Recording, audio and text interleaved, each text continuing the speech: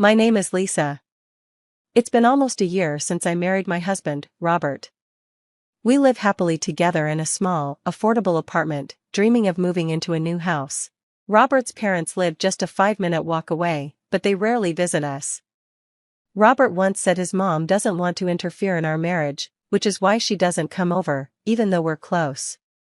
I appreciated that about her, as many women worry about meddling mothers-in-law. But since I didn't have to worry, I felt relaxed about my family relationships. After a few years of work, we started talking about buying a house. During this time, my parents heard our plans and made us a generous offer. They said if we wanted to build a house, we could use some of their land. My parents aren't wealthy, but they had good land to give us thanks to my grandfather. He told them to pass it on to us so we could do whatever we wanted.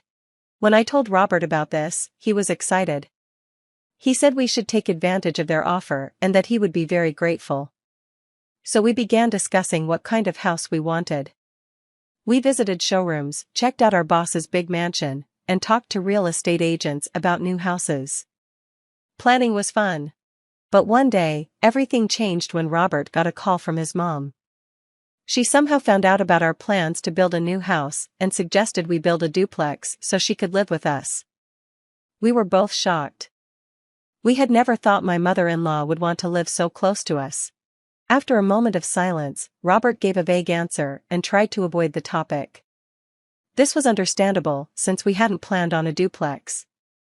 We were hoping for a room for a future child, and if we made it a duplex, we would have to rethink everything. I worried that if we said no, it would hurt our relationship with my mother-in-law. We promised to have dinner at her place once a month, so we went to dinner. My mother-in-law brought up the duplex idea again. She asked if we had thought more about it and said she believed it was a good plan. She mentioned that they would help financially, and selling our apartment could give us a good amount of money. Plus, she said it would be convenient for when we have kids, because she could help us out. She quickly started listing the benefits of living in a duplex. I tried to speak up, but she kept going. While she had some good points, like getting help when we have a baby and the financial support, I felt that Robert and I could handle any challenges on our own. I thought it was better to rely on my own parents than risk being bullied by my mother-in-law. When she saw my worried face, she said, "Is it really that bad living with us? I thought you didn't hate us." She sounded sad, so I pretended not to hear her and quickly left her house. After that, she kept telling Robert every day about the duplex idea, which was starting to stress me out. I asked Robert what he wanted to do.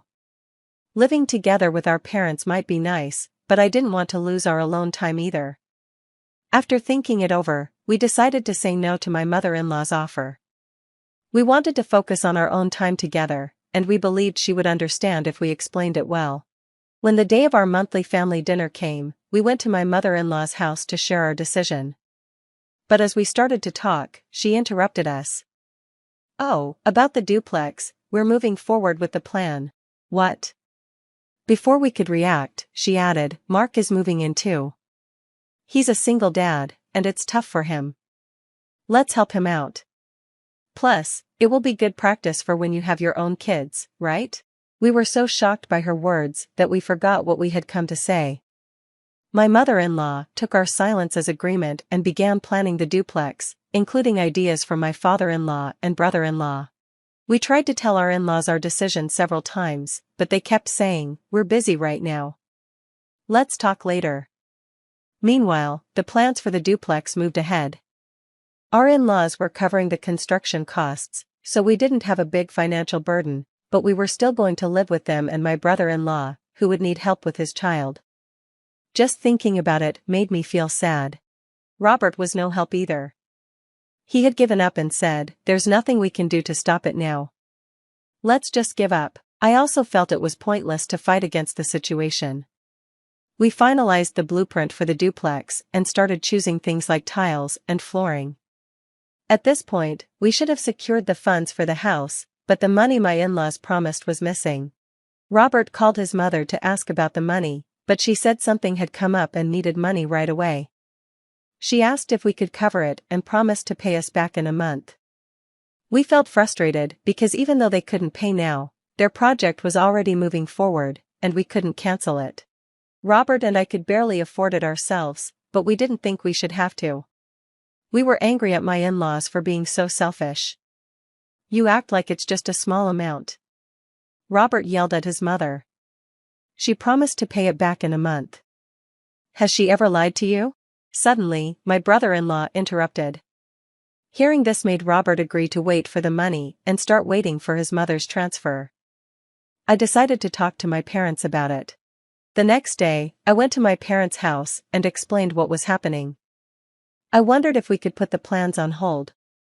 They said, "We were going to give you that land anyway, so if they promise to pay later, we'll cover the costs." "Really? Are you sure?" I asked. "Of course, dear. Your happiness is what matters to us. Don't give up on your dream house for the sake of your future children. Don't let this multi-family plan happen," they said. I was so grateful I almost cried. My mom smiled and added, "Plus, if they're always around, it'll be hard for me to visit. I want all the grandkids to myself." With my parents' help, the construction went ahead as planned, and finally, our dream home was finished. But a month later, we still hadn't received any money from my mother-in-law. Meanwhile, she started moving her things in before we could. It was strange, a duplex with no room for us. Since they didn't send the money, we didn't build a separate room for her, but she began moving her stuff into the room we had planned for our future children. To make matters worse, she invited her friends over for a housewarming party and started showing them around the house. It's our dream duplex. It's a bit small, but we have a wonderful garden. We can even plant a vegetable garden, and once the veggies are ready, I'll share some with you, my mother-in-law said, as if they had built the house with their own money. Her friends, not knowing the situation, complimented the house before leaving. After they moved in and things settled down, 2 months passed, and we still hadn't received any money from my in-laws. Robert confronted them, but they kept saying, "Soon, very soon." However, 3 months and even half a year went by, and nothing changed. Then one day, my mother-in-law announced, "We decided not to sell our house. Instead, we'll have Mark and his kids live there," clearly stating she wouldn't pay us anything. I wasn't surprised, though. Robert and I often talked about how she probably never intended to pay.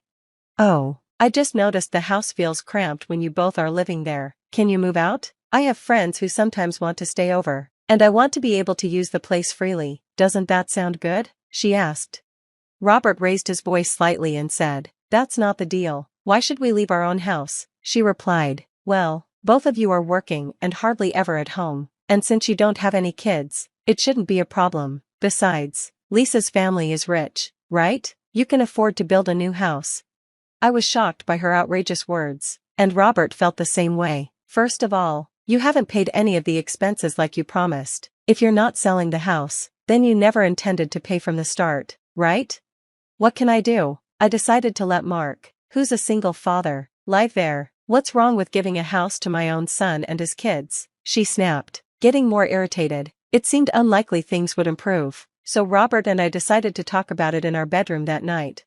"If this keeps going on, my mother and her family will definitely try to kick us out and take over the house," I said. "Yeah, I suppose so," Robert replied. From the next day on, my mother-in-law continued her attacks, making nasty comments and harassing me. "If you don't want to be bullied as a daughter-in-law, you better move out quickly." I thought I wouldn't have to deal with mother-in-law and daughter-in-law problems, but experiencing them firsthand turned out to be more troublesome than I imagined. When we were living in that small room, we barely interacted with my mother-in-law. Maybe it was foolish of me not to see how things would turn out. However, since I believe in giving back as good as I get, I decided to make a plan. A month later, my husband, his parents, his grandfather, and I came up with a plan. My husband told my mother-in-law, "We're moving out. You can invite your friends over whenever you want. You'll be happier that way." The moment she heard this, her face lit up with joy. We decided to move to a newly built apartment we had been looking at, which reminded us of our newlywed days. We returned to renting, and it felt peaceful, just like when we were first married. A week later, the phone rang. I overheard my husband say, "I see, that's great. Bye." I was sure our plan had worked. The day after we made our plan with my parents and grandfather, We put our house up for sale and found a buyer who wanted us to move out in 3 weeks. While my mother-in-law was away, we let acquaintances and colleagues come to see the house. Today's phone call was about the family who decided to buy it. We arranged for 2 large trucks and had the movers quickly load our belongings and furniture. We carefully timed everything for when my in-laws said they were going to a theme park in New York over the weekend with their grandsons. They mentioned they would stay overnight, which was our chance. Everything went smoothly. The professional movers packed for us, and it was done much faster than we expected. We waited in front of the house for my in-laws to return. When they arrived in the evening, they seemed tense, sensing something was off. My mother-in-law, looking anxious, entered the house and screamed, "What is this? What happened? Where are all our things?" My father-in-law was also making a fuss. Robert and I calmly watched them from outside, and when they came out, we revealed the truth. Robert said, "Everything is loaded on these trucks. The destination is noted on a piece of paper stuck to the trucks, so please go there. It might be a bit small, but it's enough for the 2 of you to live in. It might get cramped if you invite friends over. Also, this house has already been sold. It's someone else's property now. Take care." My in-laws were shocked. "What do you mean you put it up for sale? It was our house. You can't just sell our house." I responded, "The property is in Lisa's parents' name, but the house is in our name. We are the owners, so we have the right to sell it. You should be ashamed to call it your house when you haven't paid a single dollar for it." Robert's unexpected words made my in-laws fall silent. Before we left, he said, "We've taken care of things until now, but you'll have to unload everything yourselves. You can afford that, can't you?" They replied, "We don't have that kind of money." Robert continued, "I know you must have some money. You've been selling things you took from Lisa and depositing the money in your bank account." "How did you know that?" they asked. "Does it matter?" "Oh, and you don't have to pay us back. Consider it severance pay. Use it however you like. Now we'll be off. I doubt we'll meet again." With that, Robert declared severance to his parents, took my hand, and we hurried home. We called our parents and grandparents to share the news of our successful plan, and they were very happy for us. My grandfather, knowing we were going to live in an apartment, said, "Actually, I still have some land left. I'll give it to you too, and I'll cover half the costs so you can build a new house." And that's exactly what we did. Half a year later, we completed our dream of building a brand new single-family home. It was a bit farther from the city center, but the air was fresh, the neighbors were kind, and we were very happy. As for my in-laws, we didn't know if they went to the address we provided. They contacted my parents for financial help and asked Robert's brother, who was planning to remarry next year, if they could live with him. He flatly refused, because his new wife also wanted to move in. My parents decisively turned them down and told them not to involve our family anymore. Robert apologized to my parents for his terrible parents, but they said, "From now on, we're your real parents. Feel free to rely on us as much as you want." Thinking about future problems, my parents recommended we install a home security system. We could rest easy knowing they would turn away Robert's parents if they ever showed up. We also got a small, cute puppy as a guard dog in our yard, and I highly doubted his parents would have the guts to intrude.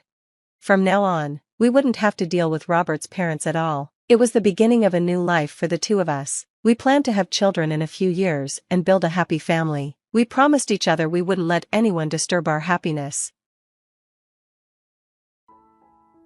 "Cassie, darling, sit down for a moment," Joel asked his wife. "You've been running around like a bee over flowers since this morning. I think you're too worried." Joel Hillman put his arm around his beloved wife's shoulders. The 36-year-old businessman was crazy about her beauty and intelligence, but sometimes thought she should rest more. "Joel, I can't sit down," the young woman retorted with a laugh.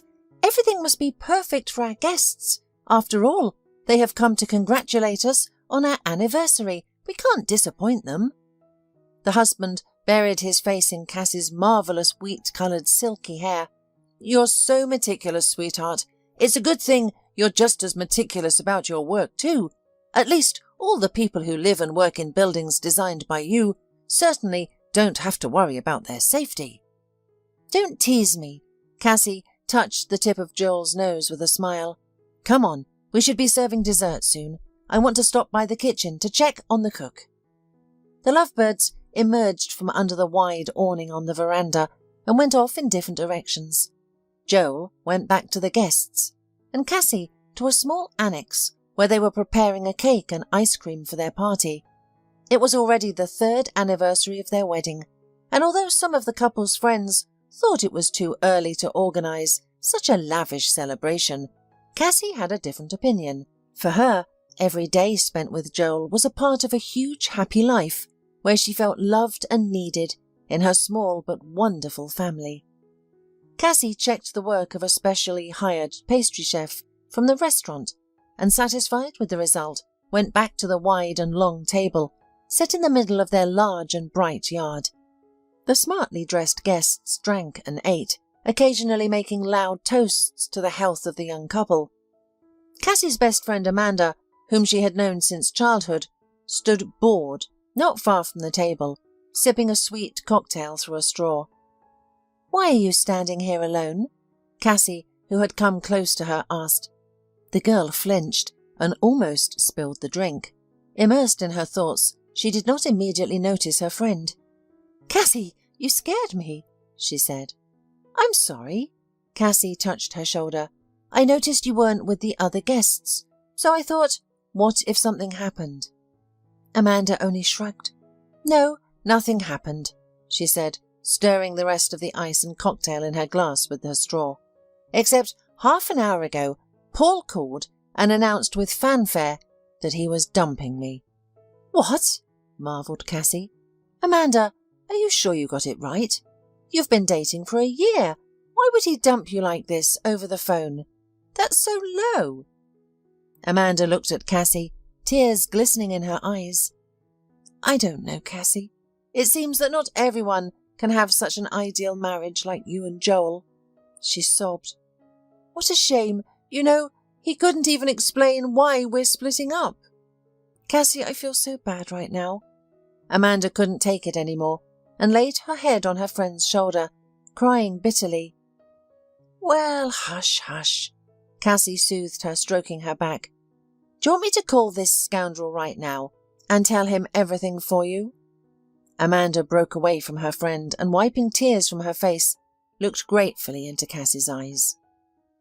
"Thank you, my dear, but no need. Let's not give this bastard such pleasure." Amanda tried to blot her eyelashes with a napkin, but realised it was useless. "You see, I've already lost the last of my self-respect because of him. I'm standing here, crying like a fool, but I really believed he'd marry me, you know? I hoped. I thought we'd have everything like you and Joel. That we would love each other, understand each other, that he would carry me in his arms." Amanda cried again, unable to withstand the feelings that came over her. Cassie, with great difficulty, was able to calm her friend, and then escorted her to the bathroom so she could fix her makeup. "If you like, I can call you a cab," Amanda told her from behind the door. "After all, you don't have to sit here all night and act happy when you're feeling so down." There was a slight rustling in the bathroom, and in a minute her best friend reappeared in front of her. Only her slightly reddened eyes spoke of the fact that she had been crying recently, but unless you looked closely, it was almost impossible to notice from the outside. "Don't worry, I'm fine," Amanda said with a dazzling smile. "We'd better go dancing. You're going to have a dance, aren't you?" Cassie was a little embarrassed. She wasn't prepared for her friend's mood to change so drastically. "Well, yes, of course," she replied. At that moment, Joel suddenly appeared nearby. "Cassie, where are you?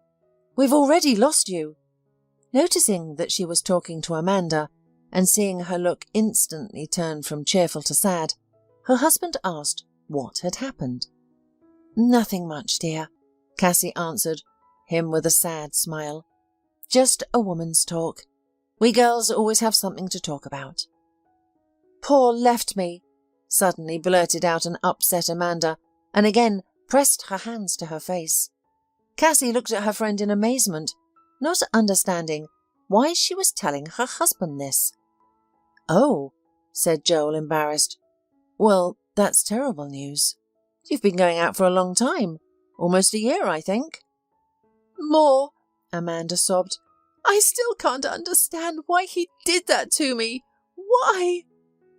Cassie stared at Amanda with bewildered eyes, but she didn't seem to notice. "If you and Cassie only knew how dear you are to me," Amanda continued, almost crying. "You are my very best friends. Cassie is so comforting and supportive. After all, I never hid from her that I always dreamed of a husband like you." Joel shifted his perplexed gaze from Amanda to Cassie. "And I thought I had found such a one in Paul," continued Amanda. "But as it turned out, I was wrong. He's just a scoundrel like most men. Forgive me for spilling it all out to you like this, but I have no one else to talk to. My parents are so far away. I'm all alone here. I have no one but you and Cassie." Without asking permission, Amanda fell into Joel's arms and burst into even louder tears. Joel, however, resolutely understood nothing, but was very embarrassed. He furtively glanced at his wife, not knowing how to behave, but she only nodded, indicating that everything was normal. Then Joel carefully pulled Amanda away from him and said, "Amanda, please don't get so upset. You will definitely meet a man worthy of you. Cassie and I didn't meet right away either. Before that, we each had our own lives with unsuccessful romances. This, alas, happens to almost everyone. It's impossible to avoid failure altogether, including in love."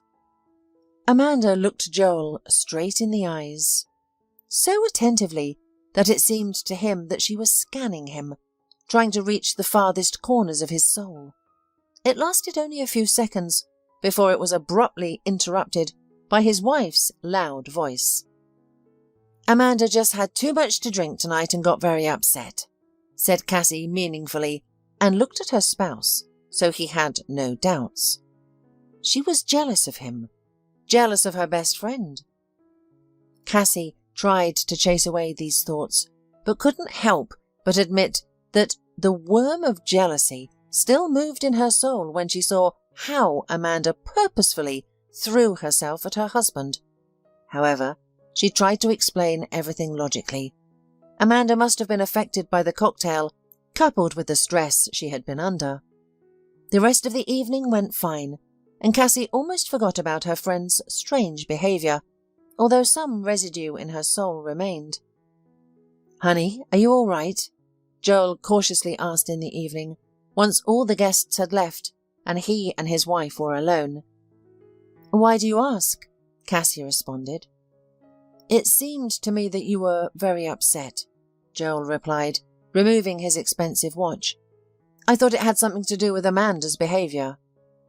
Cassie smiled, true, a little sadly, and touched her lover's face. "Don't worry, Joel, I guess I did overreact emotionally. But Amanda had never behaved like that before, which is why I was confused." Joel looked at his wife, and a sly light lit up in his eyes. "Do you know that when you're jealous, you look just peachy, like a tigress ready to claw her rival's eyes out?" Cassie laughed and playfully poked her husband in the shoulder.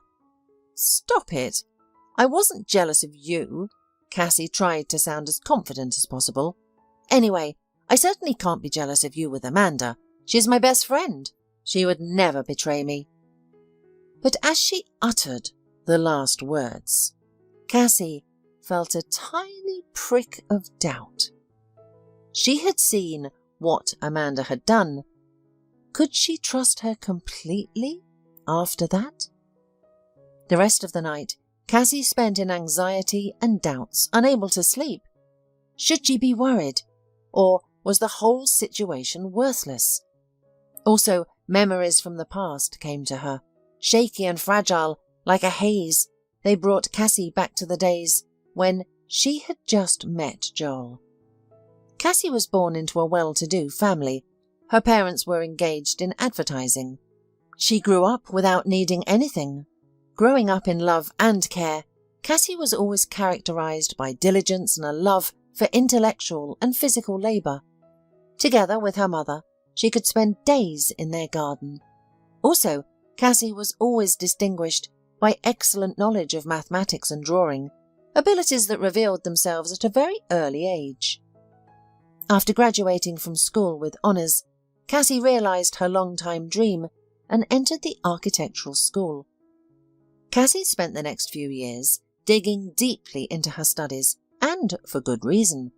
In her final year, she was invited to be an assistant to the chief architect of a well-respected architectural office in the city. It seemed to Cassie that her most important dream had finally come true. Throughout her life, Cassie was always accompanied by Amanda. Her best friend followed her like a shadow. Although Amanda studied at the same college as Cassie, she didn't excel as much.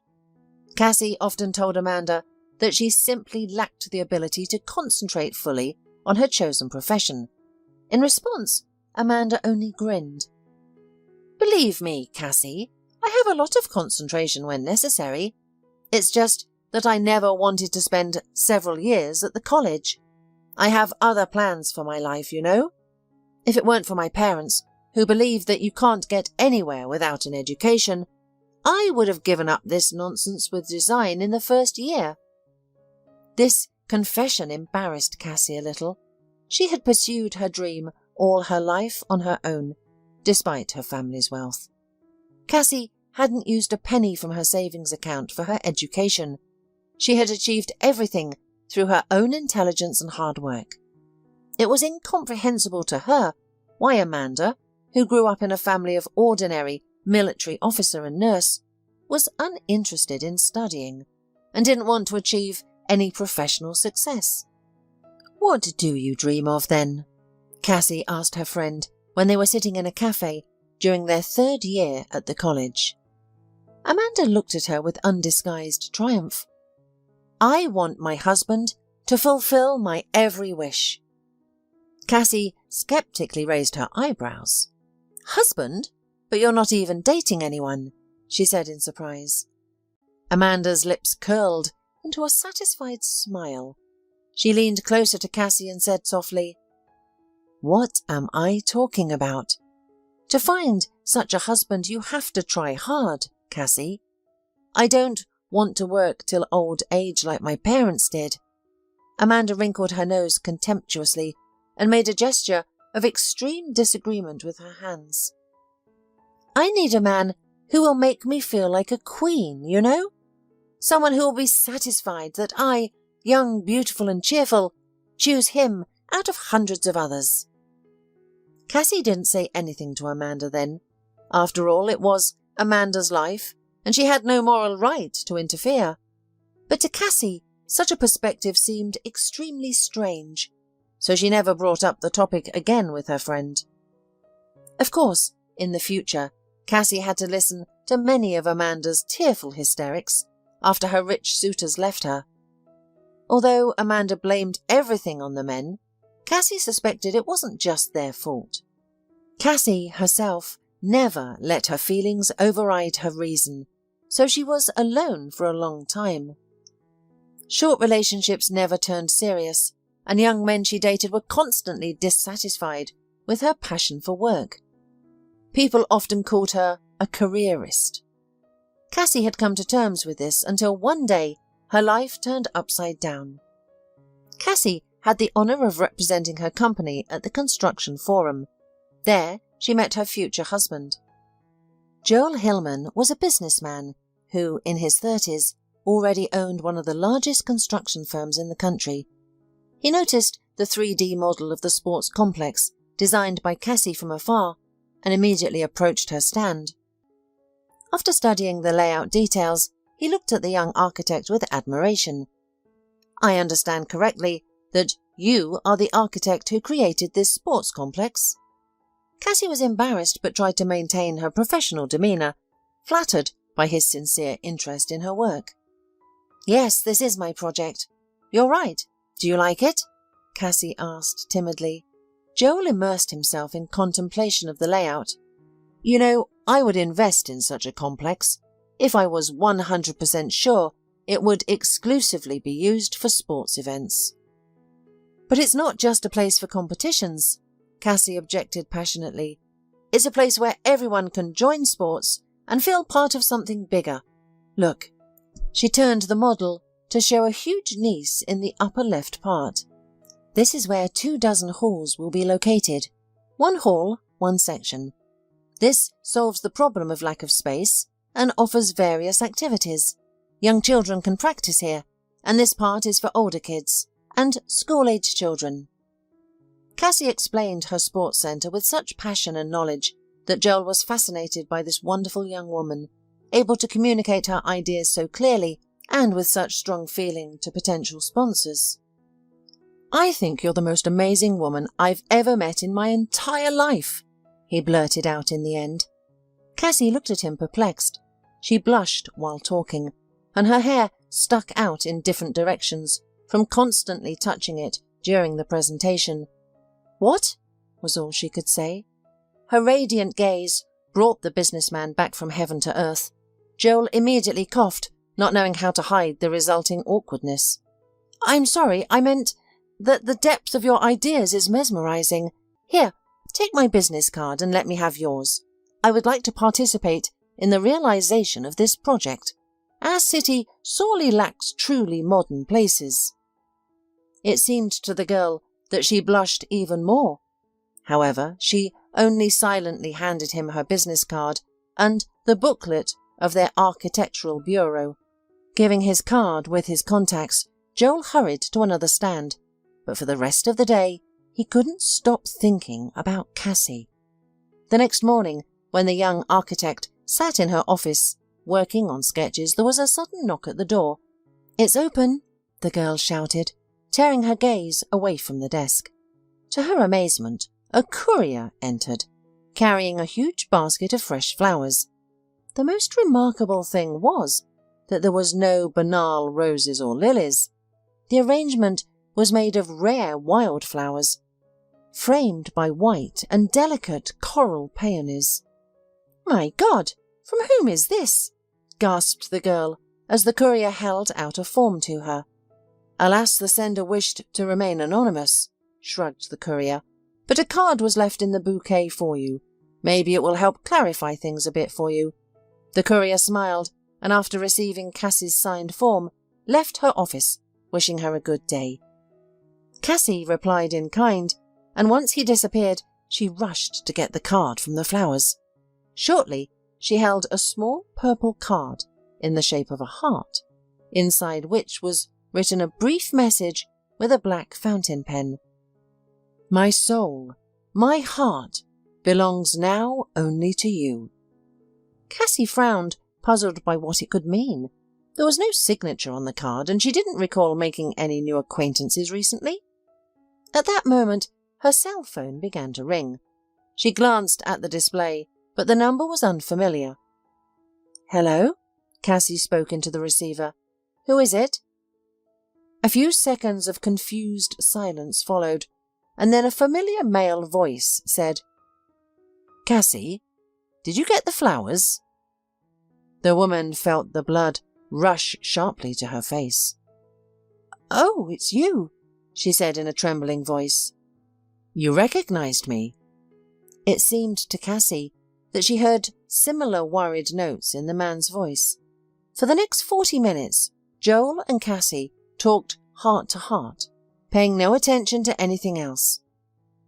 It was as if the world around them ceased to exist. So engrossed were they in each other's company.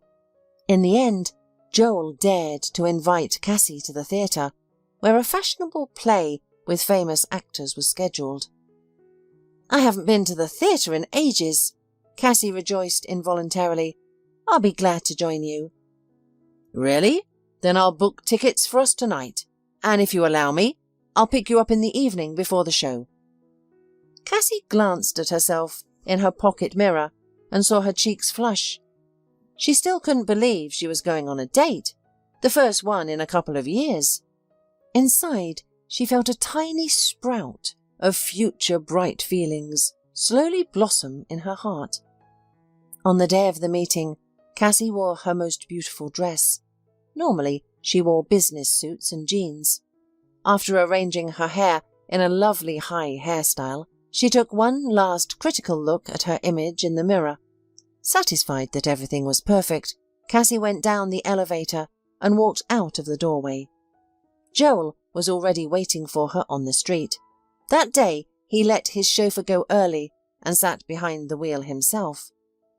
Just looking at the embarrassed Cassie, Joel almost lost the power of speech. He had never met such a beautiful, intelligent, and purposeful woman. Cassie had finally won his heart, and that evening Joel promised himself to do everything to make Cassie his lawful wife. The date was perfect. That day, the young architect felt a real, sincere affection growing between her and Joel. Their next meeting only strengthened Cassie's assumption. She realized she was truly important to Joel. The man turned out to be very caring and attentive. Soon, their relationship reached a new level, transforming into a beautiful romance. They dated for more than half a year before Joel made his beloved an offer. He ordered 2 tickets to Venice for the annual carnival. There, in the middle of a colourful crowd, dressed in amazing outfits and masks, Joel knelt before Cassie and handed her a tiny velvet box containing a charming gold ring with a large, pale pink diamond. "Joel!" gasped Cassie, pressing her hands to her face. She had never seen such beauty in her life. "Is it really what I think it is?" The look in her fiancé's light brown eyes said it all more eloquently than words. "Will you become my wife?" asked Joel timidly, as if he couldn't fully believe Cassie would agree. "Darling, of course, yes!" exclaimed Cassie, and threw herself into her lover's arms. Joel couldn't find the right words to express his joy. Instead, he gently took his bride's hand and slowly put a stunning ring on her thin, fragile finger. "You are my happiness, Cassie," he said quietly. "I swear you'll never regret agreeing to this. I love you so much." Cassie laughed loudly and merrily, wrapping her long arms around Joel's neck. "If you only knew the depth of my feelings for you," she said dreamily. "I know it's customary to say such things at the ceremony itself, but I'm not superstitious. So, Joel, I swear to you, nothing will ever separate us until my last breath." Cassie kissed her groom, putting all her love and devotion into the kiss. The couple celebrated their wedding outside the city, in a beautiful recreation complex. Guests sat on 24 benches, covered with flowers and colourful, inflatable balloons. In the centre of the glade, where the ceremony took place, a magical arch was set up, adorned with flowers and transparent ribbons. Cassie wore a magnificent wedding dress, specially made for her by a famous Italian couturier. She looked like a real movie star, so elegant and detailed was her appearance. Among the guests was Cassie's best friend Amanda, who was a bridesmaid. On the day of the celebration, Cassie was so absorbed in her own happiness that she didn't notice what her friend was up to. And she should have. Amanda was intently and greedily watching only one man, Joel. Cassie woke up sharply, convulsively squeezing her hands. She couldn't immediately realize what was happening. She had dreamed of Amanda's eyes, full of hatred and passion, but she still couldn't understand who her friend was looking at with such cruel feelings. Cassie looked at the clock on the bedside table. It was 7 in the morning. She turned to see her beloved husband's face. Joel was sleeping sweetly with a soft smile. He was obviously dreaming something pleasant. It was the day after their anniversary celebration. Cassie was full of anxious thoughts and worried about Amanda. Was she okay? At the same time, she slept poorly, haunted by memories. As soon as Cassie got out of bed, she tried to be quiet so as not to wake her husband. She immediately felt strong nausea and dizziness. She miraculously managed to run to the bathroom. Has it finally happened? Cassie thought aloud while brushing her teeth. Joel and I have waited so long. Cassie put her hand on her flat belly.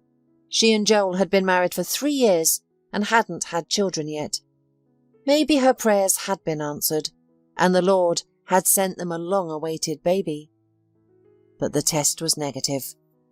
As she left the bathroom, she felt lightheaded again.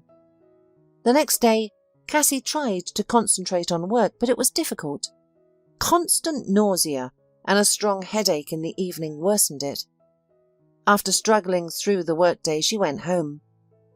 After suffering for a few more days, Cassie decided to see the doctor.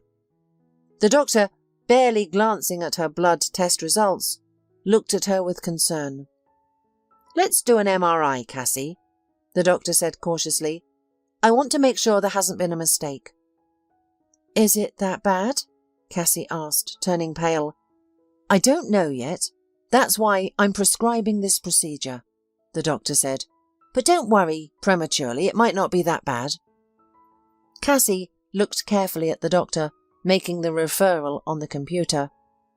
"So I'm not having a baby." The doctor looked at her sympathetically. "I'm afraid you're not pregnant. There's clearly something else and we need to find out as soon as possible." The MRI procedure was very difficult for Cassie. She felt like the machine would crush her in its deadly embrace. It was just a panic attack caused by constant headache and stress, but knowing this didn't make it any easier for Cassie. "Well, what is it, doctor?" she asked impatiently when all the scans and test transcripts reached her attending physician. The doctor couldn't tear himself away from studying the scans for a long time. Then he looked at the woman with sincere regret. "I'm afraid I have bad news," the doctor exhaled noisily. "The fact is that you have a tumour in your brain. I'm very sorry. The MRI shows that this tumour is in a non-surgical location. Treatment is possible, but its effectiveness, you understand. In any case, you need to go to the oncology department urgently, because without treatment, you have no more than 6 months." "What?" was all Cassie could say. She couldn't believe her ears. "What tumour? What are you talking about? I'm only 34, and I've never had any health problems before." The doctor peacefully threw up his hands. "Calm down, please. I understand that you are now driven by shock and refusal to accept this situation, but understand, this is how it is sometimes. People don't know until the last minute that they're sick. Diseases like this are very insidious." Cassie could feel herself starting to choke. This office was clearly short of air. "Thank you, doctor," she said, "for your honesty and for not feeling sorry for me. After all, I need cold reason far more than any pity or supposed sympathy." Leaving the hospital, Cassie got into her car. She sat motionless for several long minutes, then burst into bitter tears. She could not imagine that her life would be cut short so soon and so ridiculously, all because of some tumour. Even through her tears, Cassie couldn't help but feel her head start to ache again, and the pain was getting worse by the minute. After swallowing 2 pills of a powerful painkiller, Cassie slowly pressed the gas pedal and went home. Her life seemed to be divided into before and after. She needed to gather her thoughts, to decide how to proceed under the current circumstances. Life had lost all colour for her. "What's it all for, if I can die, gone in a few months?" she asked herself. The woman was afraid of the moment where she would have to tell Joel about everything. She loved him too much to strike such a blow at the news of her possible death. Cassie also could not endure pity from her most important and closest person. Of course, Joel noticed the change in his wife's mood right away, and he could not understand the reasons for it. "Cassie, please, let's talk," Joel asked. "I can see that something happened. You've completely cooled off toward me. What's the reason? Did I do something wrong? How did I offend you?" Cassie looked at her husband, and her eyes shone with only sadness and sorrow. "It's not about you at all, darling." Cassie tried to evade the answer. "What is it about then?" Joel asked, perplexed. "Joel, I can't say. I need to think over first." She finally gave up and locked herself in her room.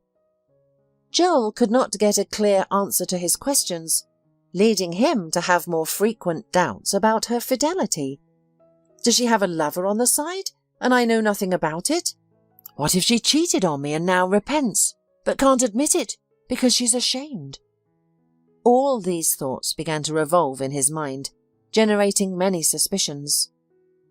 After a week of such worry and reflection, Joel decided to turn to Amanda, hoping to find out about Cassie's condition. Having agreed to meet his wife's friend in a cafe, he immediately counted the minutes on his wristwatch waiting for her. To his surprise, Amanda showed up, looking as if she were going on a date. A short, bold dress, playful styling and bright makeup. Everything about her appearance told Joel she clearly wanted to please him. This turn of events somewhat embarrassed Joel, but he pretended not to notice Amanda's efforts. "Joel, did something serious happen?" the girl asked carefully, sitting down at the table.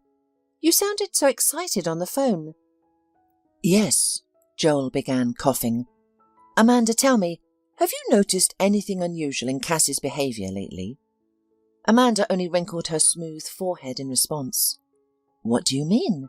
she asked, confused. "You see," Joel hesitated, unsure how to approach the delicate subject. "Cassie has become too withdrawn. She almost doesn't talk to me, and I thought—" "What?" Amanda raised an eyebrow meaningfully. I thought she might have—" "Someone else?" A satisfied smile blossomed on Amanda's face. "So you think our Cassie has a lover or something?" Joel could have sworn he saw joy and triumph in his wife's best friend's eyes. "I'm not sure of that," he added quickly. "Maybe it's something else altogether, but she's stopped talking to me. I thought she might have told you about it. Cassie said you and she are like sisters, right?" Amanda nodded. "That's right. Cassie's like my own sister, even closer, but she never told me anything about this. She never even hinted that she might have someone else. She's always loved only you, Joel. You are everything to her." Joel noticed how Amanda modestly lowered her eyes and bit her lower lip. Her gestures seemed to say the opposite, as if she knew something she didn't dare tell Joel. She praised her friend as if trying to protect her, according to her bewildered husband. "Amanda," Joel looked trustingly into her eyes, "if you have something to tell me, I promise you Cassie will know nothing. But I must know for sure if she really has another man. You don't have to make excuses for her, no matter how close you are. This is different." Amanda raised her hypnotic dark eyes to him and then placed her palm dramatically on his hand. "Joel, you're right. I should have told you everything much earlier." Amanda hesitated slightly, but then continued. "Cassie behaves the same way with me. She doesn't say anything. But when we talk, it's as if she doesn't hear me.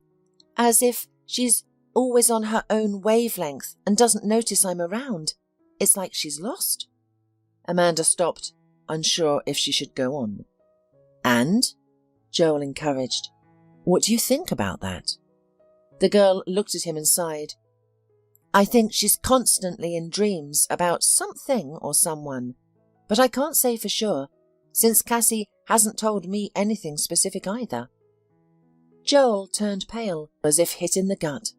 If Cassie had betrayed him, he would have to find out from her personally. "Thank you, Amanda. You're a good friend," Joel said slowly. "I understand it wasn't easy for you to voice your suspicions to me." "What are you, Joel?" the girl exclaimed and squeezed his hand. "I'm just very anxious about Cassie. She is so sensitive. though she tries to seem strong all the time. Joel quickly said goodbye to Amanda and, releasing her hand, hurried out of the cafe. Getting into the car, he involuntarily thought about how strangely Amanda had behaved. She seemed to sincerely sympathize with him, but there was some strange sensuality in it that Joel couldn't explain. More precisely, he had long guessed what he liked, but had never shown it so openly and boldly. In any case, now is not the time to think about it. Joel pondered. I need to meet Cassie and finally find out from her what's going on between us. However, to Joel's great disappointment, his wife was not at home when he arrived. This seemed very strange to him. Usually at this time, Cassie was already waiting for him. He didn't know what to think. The man called his wife on her cell phone, but she didn't pick up. Going upstairs, Joel found a note in the bedroom. On a small piece of paper, Cassie wrote the following. Dear Joel, I really want you to understand me correctly.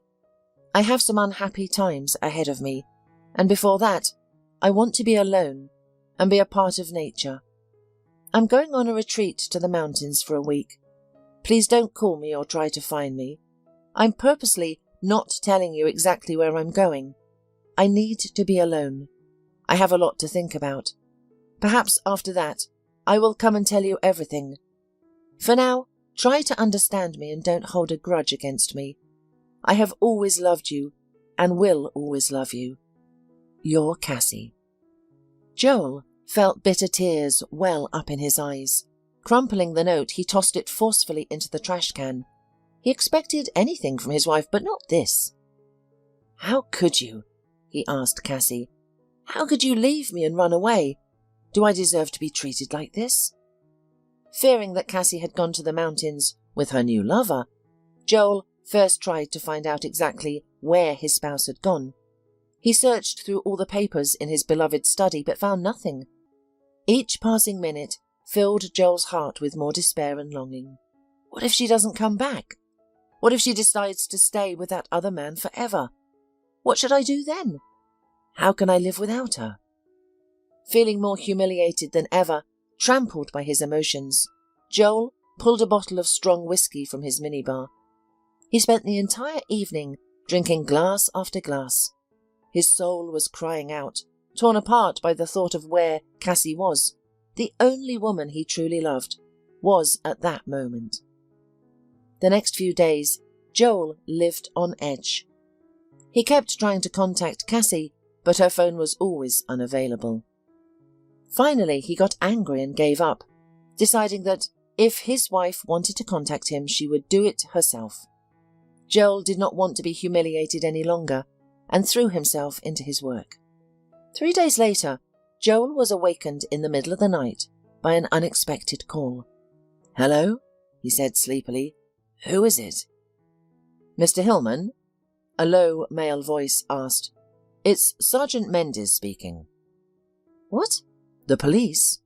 Joel instantly woke up and sat up in bed. "What's wrong?" "It's about your wife, Cassie Hillman." Joel felt drops of cold sweat appear on his forehead. "Where is she? She hasn't contacted me for almost a week.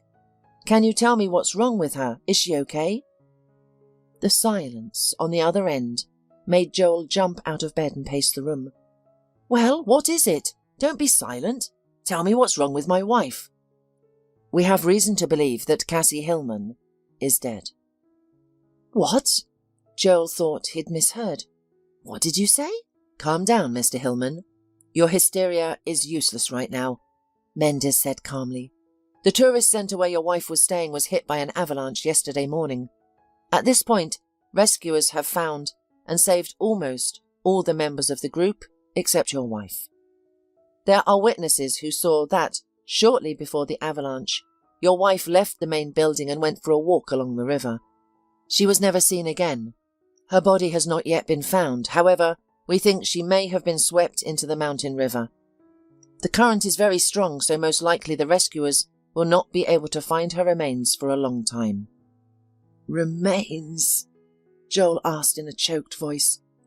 "What remains? Do you realize what you're saying? It can't be. My wife is alive, do you understand? Cassie can't die. She can't. Mr. Hillman, you're in shock, I understand. It is difficult for you to come to terms with this tragedy. The police officer tried to comfort Joel. Let me send you the coordinates of the place where the avalanche occurred. You can come and see for yourself how the search is going. Our team is searching through the area. They will keep looking for your wife, don't doubt it. It seemed to Joel that the captain's words came from another reality.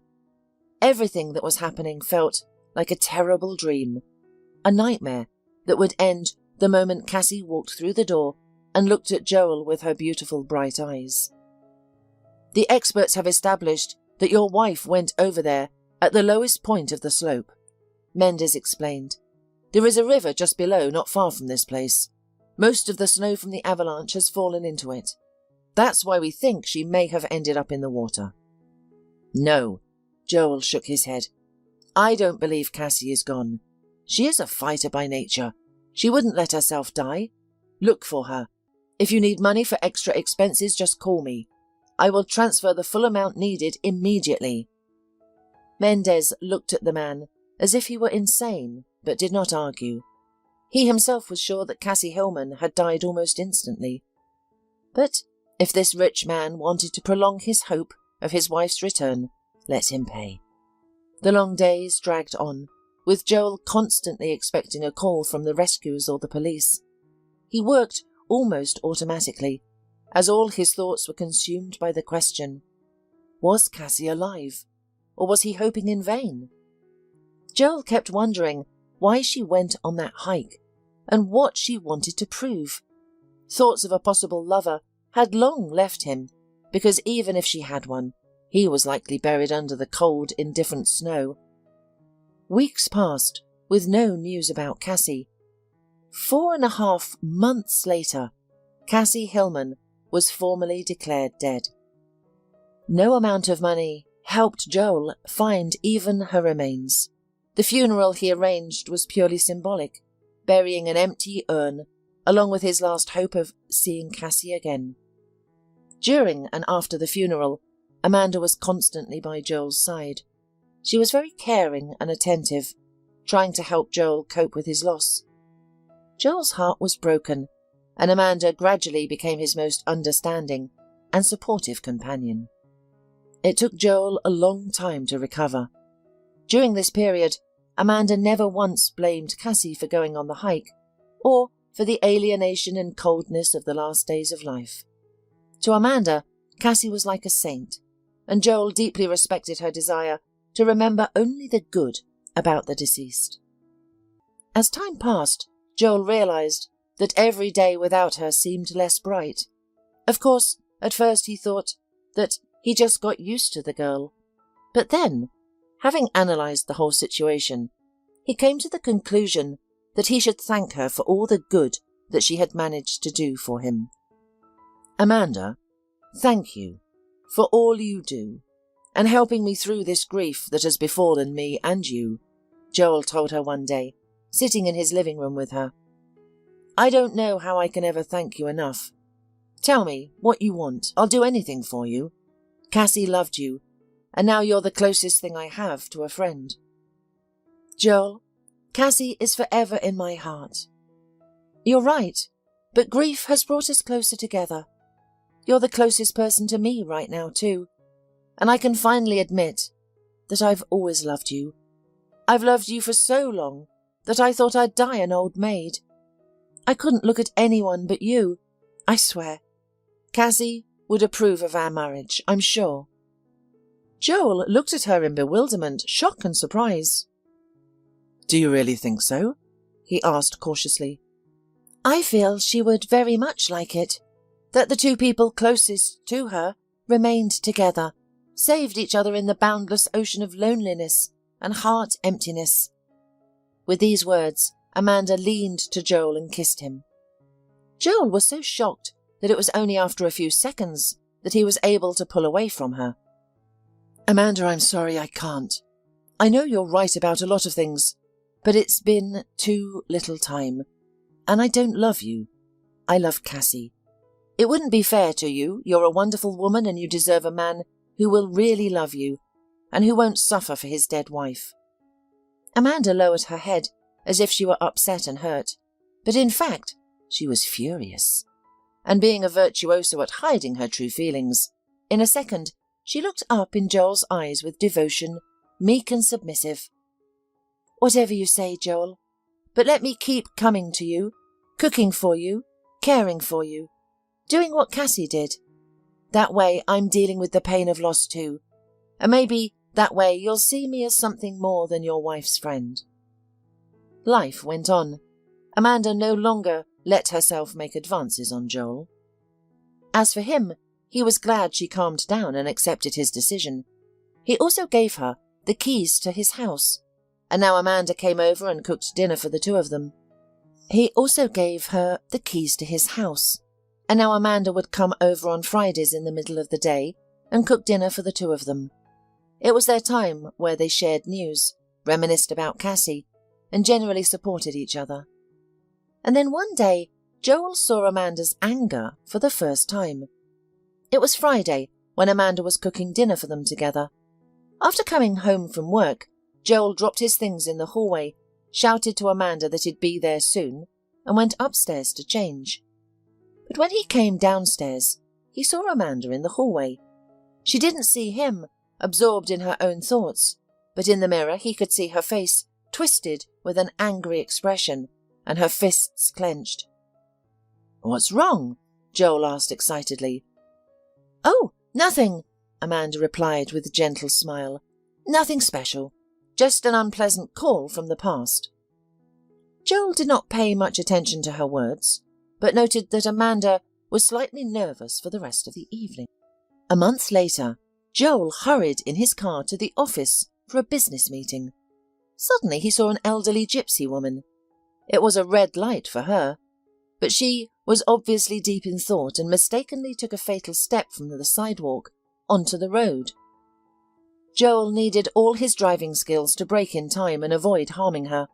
The car stopped just a few centimeters from her feet. "Are you all right?" exclaimed Joel, rushing to the gypsy woman to see if she was hurt. She looked intently into his eyes and then suddenly said, "May I have a look at your hand? You are a very interesting man. You saved my life." Joel was so amazed at the elderly woman's composure that he held out his palm to her without speaking. The fortune-teller studied the lines on his hand long and carefully, then took Joel by the chin and looked intently into his brown eyes. "What's the matter with wife?" she asked quietly. "I can see you miss her a lot. She is far away now, it is true, but she loves you and misses you very much, though she is quite offended at you." Joel's brain felt as if pierced by a red-hot arrow. Did this striking woman really mean? Unable to contain his feelings, Joel grabbed the gypsy woman by the shoulders and shook her violently, shouting one question. "Cassie, is she alive? Tell me, have you seen her?" The fortune-teller only smiled thoughtfully and patted Joel's shoulders motherly. "I told you everything I see. Thank you again for sparing my life. The spirits will help you if you can find a second one like me." With these words, the elderly woman smoothly pulled away from Joel and leisurely headed down the street. "Hey, wait! Hey!" Joel tried to catch up with her, but the gypsy woman did not turn around, as if she hadn't heard him. Joel got distracted for a moment to check his car, and when he turned back, she had disappeared altogether, as if she had never been there. "It's mystical," was all Joe could mutter. Looking at his hands, he saw that they were shaking with a fine tremor. It wasn't surprising, considering the emotions raging in his soul at that moment. He couldn't believe his own happiness. Cassie was alive! What if you, the fortune-teller, are lying? He reasoned with himself on the way home from work. What if she's just a fraud? I heard the gypsies have powerful hypnotism. Maybe that's it. However, after thinking about it, Joel abandoned such a thought. No way, it's nothing. If she wanted to rob me, she would have done it immediately. And she didn't take anything. She didn't even ask for money. And she knew from somewhere that I had a second wife. Thinking about all this, Joel used all his connections and very soon was able to get to the best detective in the capital, Hayes Rannells. The private detective had a truly clear reputation, and many of Joel's acquaintances praised him not only for his professional skills, but also for personal qualities like honesty, integrity, and complete confidentiality. Having arranged a meeting, Joel told the detective the story of his wife's disappearance and asked him to find any references to women with a similar appearance to Cassie who had appeared at the mountain area recently. Maybe she lost her memory or something like that, Joel explained to the detective. I don't know what exactly happened to her, but I'm sure Cassie just can't contact me, for whatever reason. Understood, Mr. Hellman. Rannells nodded. I'll dig my nose into the ground and find your wife. Joel exhaled tiredly. I beg you check every leaf, every branch in these woods. The police are just trying to close the case. If a person is missing, they're gone. The detective looked at the man with a sly smile. Don't worry, Mr. Hillman, that's the police, and I'm a private investigator. We have other methods, and hopefully they will prove much more effective. After this conversation, the detective gathered his things and flew straight to the mountains. Hayes had to put in significant effort and travel to many local villages until he finally got lucky. I've seen such a maiden, muttered a huntsman, looking at Cassie's photograph that the detective was showing her. She's Alberta's assistant. Alberta is our herbalist. Are you sure? The detective asked with hope in his voice. Absolutely, the huntsman answered and pointed toward the forest. Alberta lives in the middle of nowhere, beneath the mountain. If you find her hut, you'll find yours, the missing one. Hayes thanked the woman and, without wasting time, set off to find the herbalist's house. He walked through the dense forest until dusk, and it got dark quickly there. Hayes Rannells checked the map frequently to ensure he was heading in the right direction. At one point, while shining his flashlight on the map, his leg was suddenly pierced by excruciating pain. Shrieking loudly, the detective fell onto the grass and saw that his foot had fallen into a huge trap, the kind usually set for bears or other large predators. My God, was all the man could mutter before he plunged into darkness, dropping the flashlight and the map, which had the final destination circled in bold red paste, the cabin of the herbalist. When the detective regained consciousness, he didn't immediately realize where he was. Everything around him was adorned with strange objects, dried herbs, and bright, multicolored beads hanging everywhere. Where am I? Hayes slowly uttered, his lips still numb, making him sound like a wooden puppet.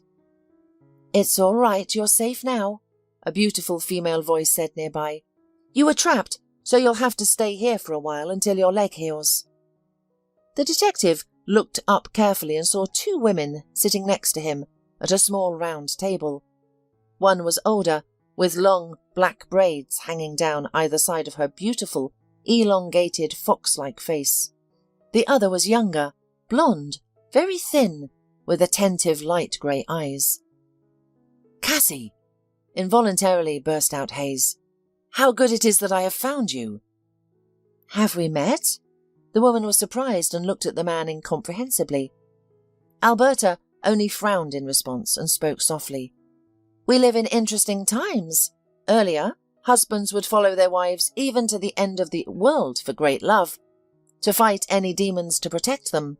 And now, they send strangers in their place to do all the dirty work for them? Cassie slowly shifted her gaze from Alberta to the man and back again. So, were you sent here by Joel? She was sincerely amazed. Well, here's one for you. Did he remember me after all this time? Or is he unhappy with his new wife? Hayes leaned back on his pillows. He was still weak. Rest. Alberta spoke and brought a mug with some herbal infusion to his lips. Drink so the wounds heal faster. I don't need any freeloaders here." As soon as Hayes' lips touched the bitter drink, he felt incredibly tired. He had a terrible desire to sleep. But before he passed out, he managed to say to Cassie, "I promised to let him know when I found you. Joel, he loves you very much." The next time Hayes came to his senses, it was already daytime outside. He determined this by the bright light streaming into the windows of the hut through the clean panes. "How are you feeling?" Cassie asked as she came up to him. "Strangely enough, but already better." Hayes answered honestly. He wasn't lying. The pain in his leg had indeed subsided, although he felt he would have to recover for quite a long time. "Cassie, tell me, how did you find me?" the detective inquired. The woman only smiled softly, pointing with her hand somewhere deep inside the hut. "It was all Alberta. She sensed there was someone in the woods who needed help. We went out, wandered around the forest for a while. Alberta had to make a connection with the spirits, as she calls it, and then we saw the light from your flashlight and found you. It turns out that the two of you dragged me home alone?" the detective asked, genuinely surprised. "Well, yes, we took a stretcher with us. Alberta said it would be helpful." "She is really like a shaman. How could she know I was lying there?" Cassie looked out the window, and sadness was reflected on her face. "Yes, Alberta is a wonderful person. She saved me when I thought I was already dead." "What do you mean?" The detective didn't understand. "You were caught in an avalanche, weren't you?" The woman raised her eyebrows skeptically. "You know about that too? Well, it's really true. I went to the river to think about what to do next. You see, I was very ill. You might say I was preparing for death. And I was also terrified to tell my husband about it." Hayes looked at Cassie in amazement. "Joel thought you had another man and ran away with him." "Really?" Cassie turned away, but the detective had time to see her eyes sparkling with tears. "Well, it doesn't matter anymore. When Alberta found me, I was between this world and the afterlife." It took all of Cassie's self-control to hold back her bursting feelings. "My breathless body washed ashore. I was lying in shallow water, and Alberta rescued me and brought me here. She managed to do what the doctors couldn't. She healed me. I was treated for a very long time with herbs and spiritual practices that she taught me. The doctor said I could have died in 6 months to a year, but as you can see, I'm still alive. Don't think I'm naive enough not to have my tests rechecked. I was in a neighbouring city. They have an MRI machine there. There's no more tumour. Do you understand?" The doctor looked at me like a fool and said, "Why did you even have a checkup? You're perfectly healthy." "Wait, but if that's so, then why did you not let Joel know about yourself all this time?" Cassie looked at him, and her eyes sparkled with righteous anger. "You don't think I've tried? I called my husband, but I heard Amanda's voice instead. Do you know what she told me? That Joel had buried me, mourned me, and was ready to move on. That he didn't need me anymore, and he's marrying Amanda. She told me never to call him or her again. Told me to feel sorry for Joel if I loved him, and really wishing him nothing but happiness." Cassie wiped her eyes and added briefly, "I'm not going back to him. Let them be happy." Hayes looked at Cassie and shook his head. "I think you're very wrong about your husband. And do you realise that I have to let him know you're here anyway? That's my job. And you'll figure out what to do with your husband and with your life." The woman only shrugged her shoulders in response. "I don't care now." When Hayes reported everything to Joel by satellite phone, he first fell into complete prostration, and then ordered tickets and flew to the detective and his wife the next morning. With difficulty getting to the herbalist's hut, the man almost lost the gift of speech when he saw Cassie in the yard. "Finally, you have found your sweetheart, have you?" Sternly looking at him, Alberta asked. "Know that she is phoenix risen from the ashes. She's got a great will to live, not like you. You mourned her for a little and gave up." Joel was so happy that he did not pay attention to the herbalist's bark and only said joyfully, "The fortune-teller was right. I found a second one like her. It's you, and through you I found Cassie." However, Cassie was not in the mood to forgive her husband. Joel had to ask for forgiveness from his ex-wife for a very long time before she finally thawed a little and told him the same story as the detective. "So that's why Amanda was so nervous on that damn Friday," Joel finally realized. "You called her, and she was afraid you might come back. There's no way she expected you to be alive." "But that didn't stop you from being nice to her," Cassie said coldly. "How could you, Joel? It's Amanda. You saw that she was always partial to you, literally obsessed with you." "If I had known then where this was going," Joel muttered back to her, "Cassie, I'm so sorry to you. Forgive me for God's sake. If I had been more careful and sensitive, none of this would have happened to you." Joel dropped to his knees in front of his wife and began to cover her hands with kisses. "Don't, Joel, get up," Cassie begged him. "I can see that you're remorseful, and that's good enough for me. After all, I never stopped loving you, either, not for a single day, even though your betrayal with Amanda hurt me." Cassie took a deep breath and continued, "But if it wasn't for the whole story, I wouldn't be standing here right now. So in a way, this trip was my salvation." Joel hugged his wife affectionately and pulled her to him as gently as he could. Into that embrace he put all of his unspent love that he had kept deep in his heart all this time. "Cassie, how blind I've been, how stupid. Go back to me, please. I love you and never stopped loving." Cassie smiled at her husband and slowly replied, "Okay, let's try, but first we need to get Hayes to the hospital. After all, he did so much to find me, and as it turns out, risked his health to do it." Hayes was transported to a good clinic, and Joel paid for his treatment, and also paid the man a solid fee for finding his beloved wife. Cassie did not forget Alberta. In gratitude for her rescue, she hired a team of builders, and they built her a modern, spacious home. Additionally, they constructed a separate annex for all the necessary attributes for the herbalist. When Cassie and Joel arrived home, Amanda was in a natural rage. She lashed out and expressed to her sworn friend all the resentment that had accumulated in her soul over the years. As it turned out, Amanda had always envied Cassie.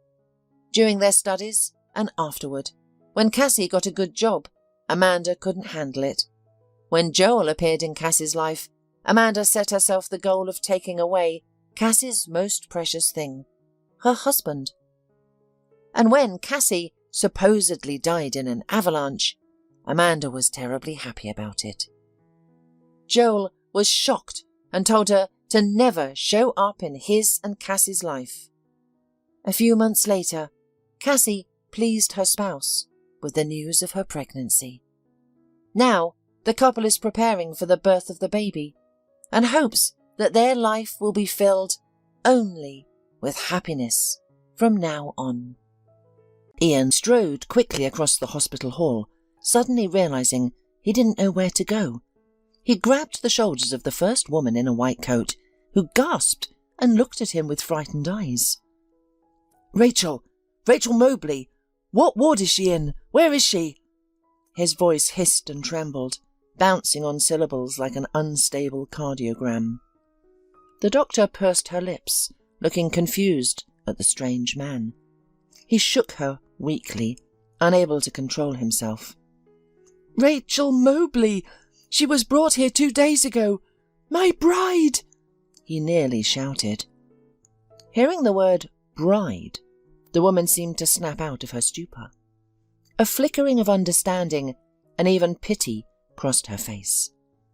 "Ah, yes, 2nd floor, Ward 13. The man didn't even thank her. immediately running for the stairs. Waiting for the elevator seemed unforgivably long. He kept repeating the room number. 13, a damn dozen. Ian wasn't superstitious, but he followed some rules due to his profession. As a sailor, he knew a ship that changed its name was haunted by bad luck. He always stepped onto the deck with his right foot and never whistled on the ship. These were habits rather than real fears. The captain once told him that a red sky in the evening promised good luck, but a red sky at sunrise meant trouble. Now, Ian involuntarily remembered standing on the ship's deck early one morning, looking at the horizon. They were close to home. He thought about how soon their crew would go ashore for 3 whole months. Some of these sea wolves were invited to Ian and Rachel's wedding, set to take place in a week. Ian couldn't wait to get home and embrace his bride. She had had her bachelorette party planned for that night, while the groom's friends would meet a day later. At one point, Ian looked up at the rising sun. It was red, so red it seemed as if thick blood, not seawater, lay beyond. Ian remembered the captain's words, but paid no attention. What failures could await him? Nonsense. After all, he would soon see his bride, embrace her, hold her close. Soon he'd call her his wife, his sweet, beloved Rachel. At that moment he was the happiest man on earth, and thought nothing could change that. How wrong he was. The ship was delayed by bad weather. When the sailors finally overcame the elements and dropped anchor in their home port, terrible news awaited. Rachel was hospitalized. His future mother-in-law, Mrs. Mobley, called. Her voice, torn by excitement and tears, explained, "Rachel was coming from the club after her bachelorette party. She was attacked from behind, dragged into an alley between establishments. There are no people there, just garbage cans from restaurants and stores, pipes and such. She didn't see who attacked her. The police found no traces of the crime." Ian was terrified. "How is she?" "Better," said the woman, "but we'll have to postpone the wedding. Her face...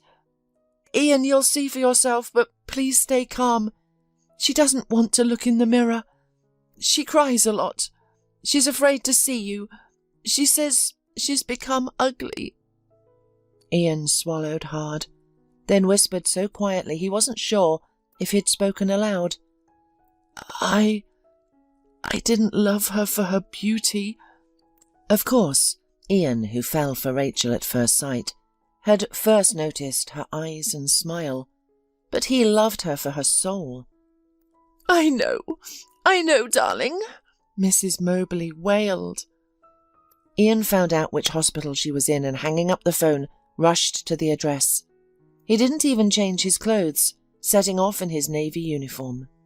Before the door to the ward, remembering Mrs. Mobley's words, Ian froze for a moment, gathering his wits.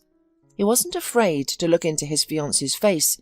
He feared hurting her with a careless glance or nervous movement she might misinterpret. He longed to enter, unable to bear the anticipation any longer, but hesitated when he heard his bride crying and her mother speaking. "No," Mrs. Mobley said loudly, almost shouting. "No, Rachel, you won't say anything to him. Men don't forgive such things." But I'm not guilty of anything," Rachel sobbed. "I didn't cheat on him." "Yes, I understand that." "You understand, but will Ian?" the woman objected. "Rachel, he's a man. They have a different perspective on some things. You know how many years I worked in the hospital as an anesthesiologist. I can tell you countless stories of men leaving their wives after their surgeries, like hysterectomies or ovarian removals. Can you imagine? They claimed their wives were no longer women, inferior. And you, Rachel, I wish you well. That's why I'm telling you the bitter truth. No man will take you as a wife after you've been abused. You'll be damaged goods to them now. Do you understand?" But Ian loves me. He will understand. Rachel sobbed. Oh, stop it. He loved you when you were beautiful and desirable. And now, who knows how everything will turn out?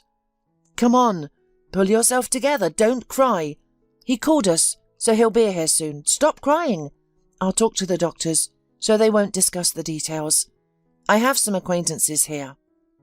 Mrs. Mobley continued mumbling, instructing her daughter on how to act.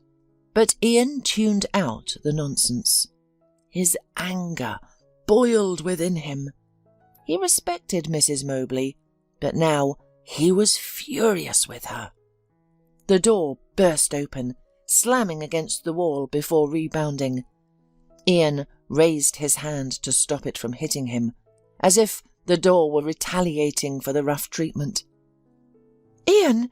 Mrs. Mobley leapt to her feet, still clutching the napkin she'd used to wipe her daughter's face. You're here already?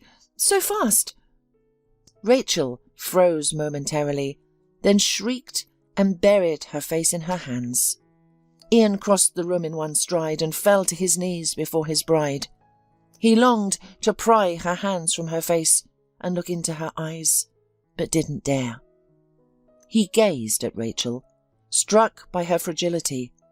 How could anyone do such a thing to her? What kind of monster was capable of that? Ian vowed to uncover the culprit's identity, but for now he pushed thoughts of vengeance aside, burying them in a dark corner of his soul. He focused on his trembling bride. Rachel, he called softly. Rachel, I love you. I love you beyond measure. And I will love you no matter what. Do you hear me? It's not your fault, Rachel. Rachel sobbed. He embraced her gently, drawing her to his chest. Ian stroked her back and quivering shoulders, kissing the crown of her tangled hair. Rachel lowered her hands from her face but pressed it against her fiancé's chest. She clutched his shirt, clinging to him. Rachel, I'll never leave you. We'll get married, do you hear? I can't imagine anyone but you by my side. I want you always near me. I want to come home to you. I want you to be the mother of our children. I want to grow old with you and stroll in the park like that sweet elderly couple we always see on weekends. Remember them? Rachel nodded. I love you, Ian. Further than touchline, she murmured through her tears. Ian's lips quivered in a faint attempt at a smile. It was their private joke. Rachel and Ian had met at the institute. Ian was a third-year student who played soccer. Rachel was a freshman who'd come with her friends to watch a match. The girls were cheering for Ian's opponents. Rachel's friend's boyfriend was their goalkeeper, as it turned out. Ian noticed the blue-eyed blonde immediately. He fell in love at first sight. There was no explaining the feeling. It was like a shot to the heart. Bam! And that was it. He recalled how dismayed he'd been to see the girl wearing a red t-shirt, the colour of his rivals. Ian himself wore a blue uniform. As soon as the match ended, he dashed to the stands and blurted out, without even a greeting, "Blue would suit you better." Rachel turned around in surprise, her gaze meeting the sapphire-coloured eyes of a young man. She smiled, despite having heard the brown-eyed brunette's words perfectly well. Her friends murmured and giggled, prompting Rachel to glare at them, a slight blush colouring her cheeks. "Blue colours," Ian swallowed, tapping his chest with his fist. "Also, my jersey number. It'll suit you too. And my last name." The stranger's blonde eyebrows twitched at such a bold statement, but Ian stood firm. Years later, after graduating from university, Ian proposed to Rachel on the soccer field. When Rachel asked him to kick the ball as far as he liked her, Ian sent it soaring over the touchline. Thus, their inside joke was born. To finance their wedding and mortgage, Ian took a job on a merchant ship. Rachel, meanwhile, worked in her field as a marketer. Their future seemed bright, but storm clouds loomed on the horizon. Rachel allowed Ian to see her face, though she avoided his eyes. Had she looked, she would have seen a tempest of emotions: anger, pain, despair, rage, and fear brewing within her fiancé. "Rachel, tell me everything," he urged. "Who did this? Where?" Rachel hesitated, recalling her mother's advice. Mrs. Moberly had tactfully left, giving the young couple privacy. Taking a deep breath, Rachel decided to tell the truth. "It happened at my bachelorette party. I was wearing a white dress and veil, short, but not excessively so. My knees were barely showing. The police suggested it was because of how I looked, but I didn't even choose the dress. The girls gave it to me, you know." Rachel wrung her hands anxiously. Ian gently took them, pressing them to his lips to quell her trembling. "It's not your fault," he insisted. "Neither you nor the length of your dress gives anyone the right to—" He couldn't finish, only squeezing her fingers weakly. The absence of her wedding ring was painfully apparent. Rachel hadn't reached that part of the story yet. She continued, "I called a cab, but it stopped on the wrong side of the building. As I was walking around to find it, dialing the driver's number—" She shuddered, reliving the moment. "Someone grabbed me from behind and shoved me into an alley. It smelled strange. They knocked me down and wouldn't let me look around or scream, pinned me to the ground. He grabbed my hair and—" She shook her head, unable to voice the rest. "Afterward I couldn't stand up. He kissed my cheek mockingly, told me to say hello to my fiancé, and took my engagement ring as a trophy." Her voice quavered. "I managed to hit him with my last bit of strength. He groaned and dropped something, but then he heard people nearby and ran away. I tried to call for help, but I passed out." Rachel shared a few more harrowing details that made Ian's blood boil. She had been left in a dark alley behind a dumpster, like discarded trash. Some homeless people who frequented the area for restaurant leftovers found her. At first, they thought she wasn't breathing, but then she moved. These strangers showed more humanity than some. They covered her with their clothes, dirty as they were, and took her to the police. From there, Rachel was taken to the hospital. "They examined me, Ian," she said, her voice barely above a whisper. "It wasn't just abuse. He damaged something inside me. The doctor isn't sure if I'll ever be able to have children." She lowered her head, hiding behind a curtain of hair, as tears fell from her cornflower blue eyes. "So, think about whether you still want me." Ian gently tilted her chin up, meeting her gaze. He kissed her with infinite tenderness, his breath warm against her lips as he whispered, "I need you. Only you." Ian was overwhelmed with pain for his fiancée and consumed by guilt. He felt he should have been there to protect her. After spending the day with his bride, Ian set out in the evening on a mission. Rachel had explained that she'd given a statement to the police, but they seemed eager to sweep the matter under the rug. Ian went to the station, only to confirm that no one was taking action. "Bloody hell, so you're the fiancé, eh?" a police officer said dismissively. "We sympathise, of course, but isn't it obvious? The girl was out clubbing, excited about getting married. She probably hooked up with someone and is now spinning tales." Ian was on the verge of grabbing him by the throat. Consequences be damned. Thankfully, another employee, a young man, pulled Ian away.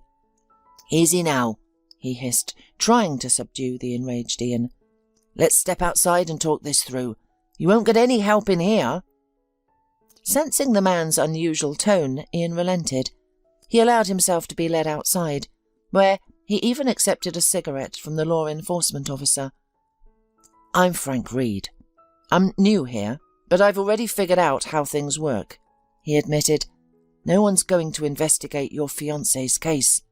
They're saying she, well, you know. And don't glare at me like that. I'm not the one who made that decision. Frank took a drag, kicked a stone, then continued. But here's the strange part. She's not the first. Similar incidents have happened in this neighbourhood. But our higher-ups turn a blind eye. He frowned, scratching the back of his head. What if there was more?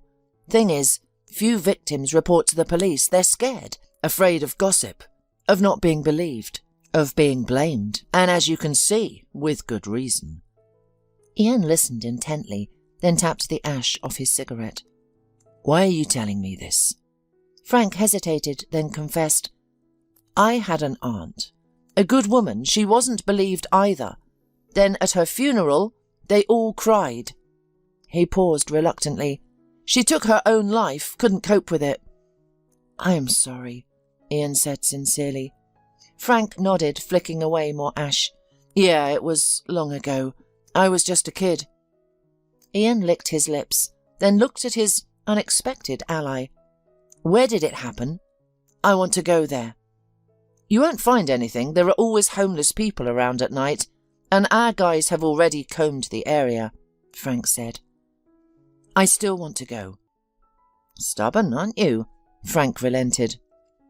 He gave directions, then bid farewell, pausing to offer his phone number. In case you need anything, give me a call. He waved goodbye. Thank you, Ian said earnestly. Good luck, and take care of your girl, okay? Ian nodded. An hour later he stood at the scene, unsure of his next move.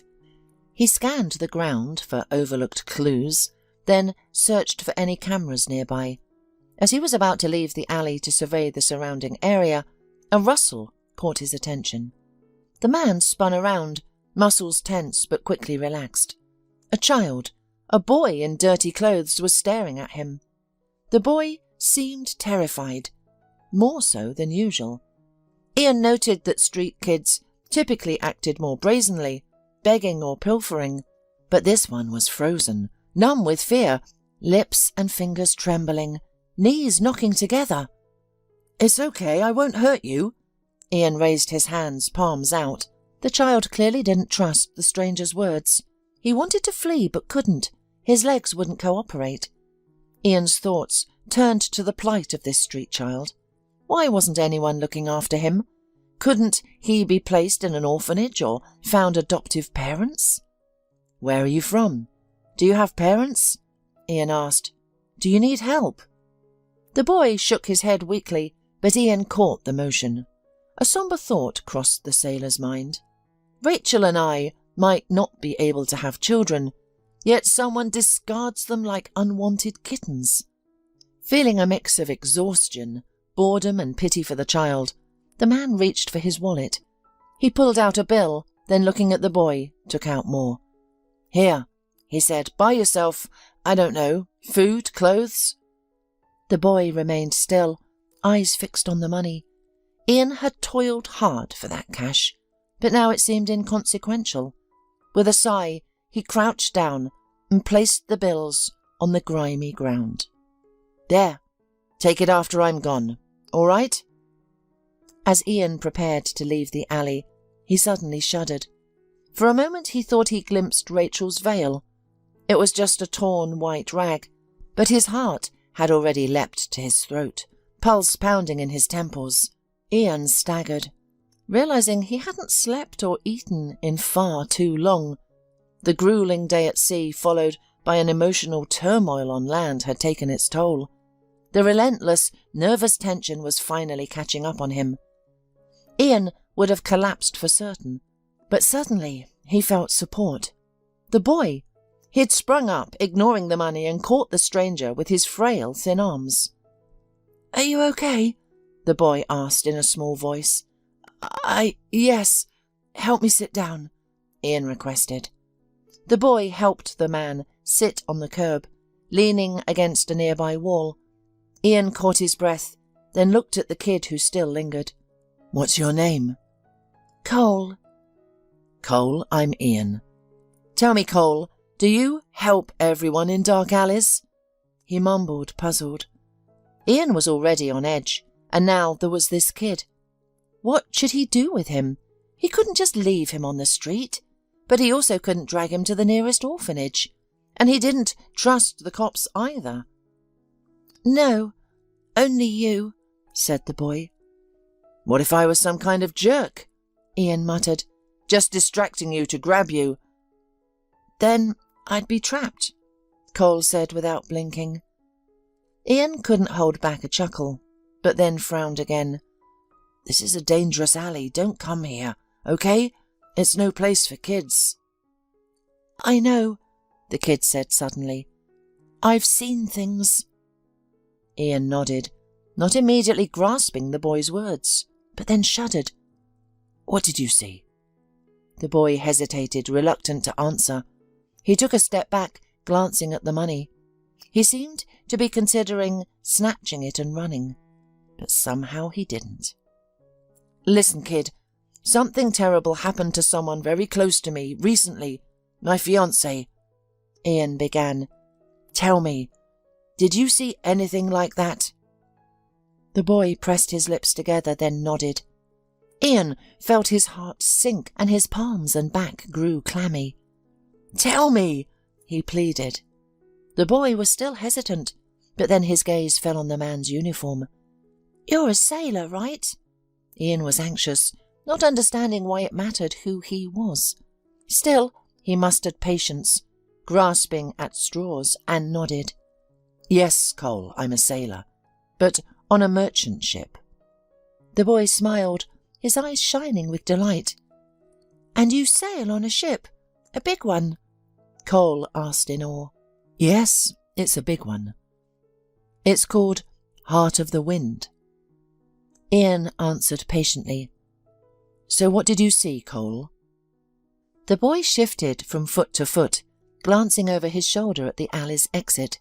It was summer, so the street lights weren't on yet, but darkness was falling on this moonless night.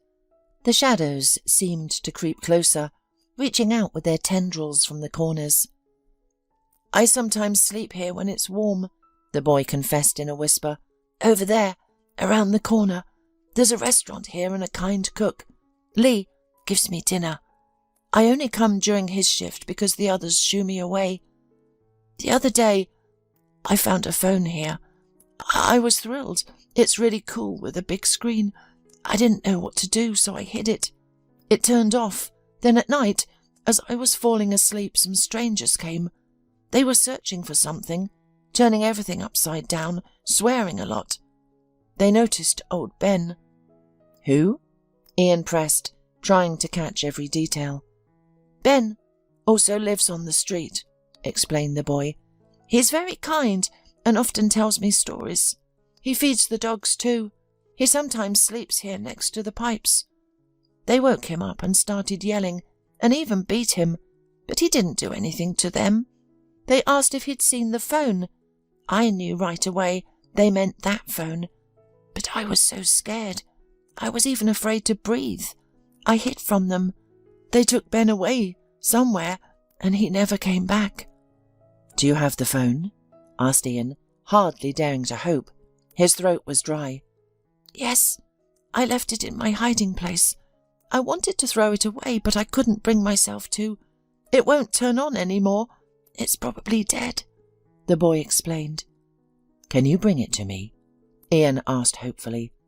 The boy, pondering, looked at the stranger's uniform again, and then nodded. He ran around the corner. Ian jumped up, frightened the boy would simply run away, but he came back in a flash. In the child's hands was a large phone, the latest model. It was indeed discharged, but buying a charger for such a model wasn't difficult. Ian didn't know what he held, a false lead or the right cue. Nevertheless, he didn't hesitate. He held out his hand to the boy. "All right, Cole, you're my witness now. Will you come with me? I'll take care of business first, then we'll figure out what to do with you." "What do you mean?" Cole gasped. "Exactly what I said. You think I'd leave you after learning you're sleeping in alleys? Children shouldn't live on the streets." Cole frowned. "I have a house, but I run away a lot. I can't live there," he confessed, then hesitantly added, Uncle Sasha drinks too much, and then he beats me, and worse." "Uncle Sasha, is it? Your mother's boyfriend?" Ian guessed. Cole nodded, rubbing his hands as if cold.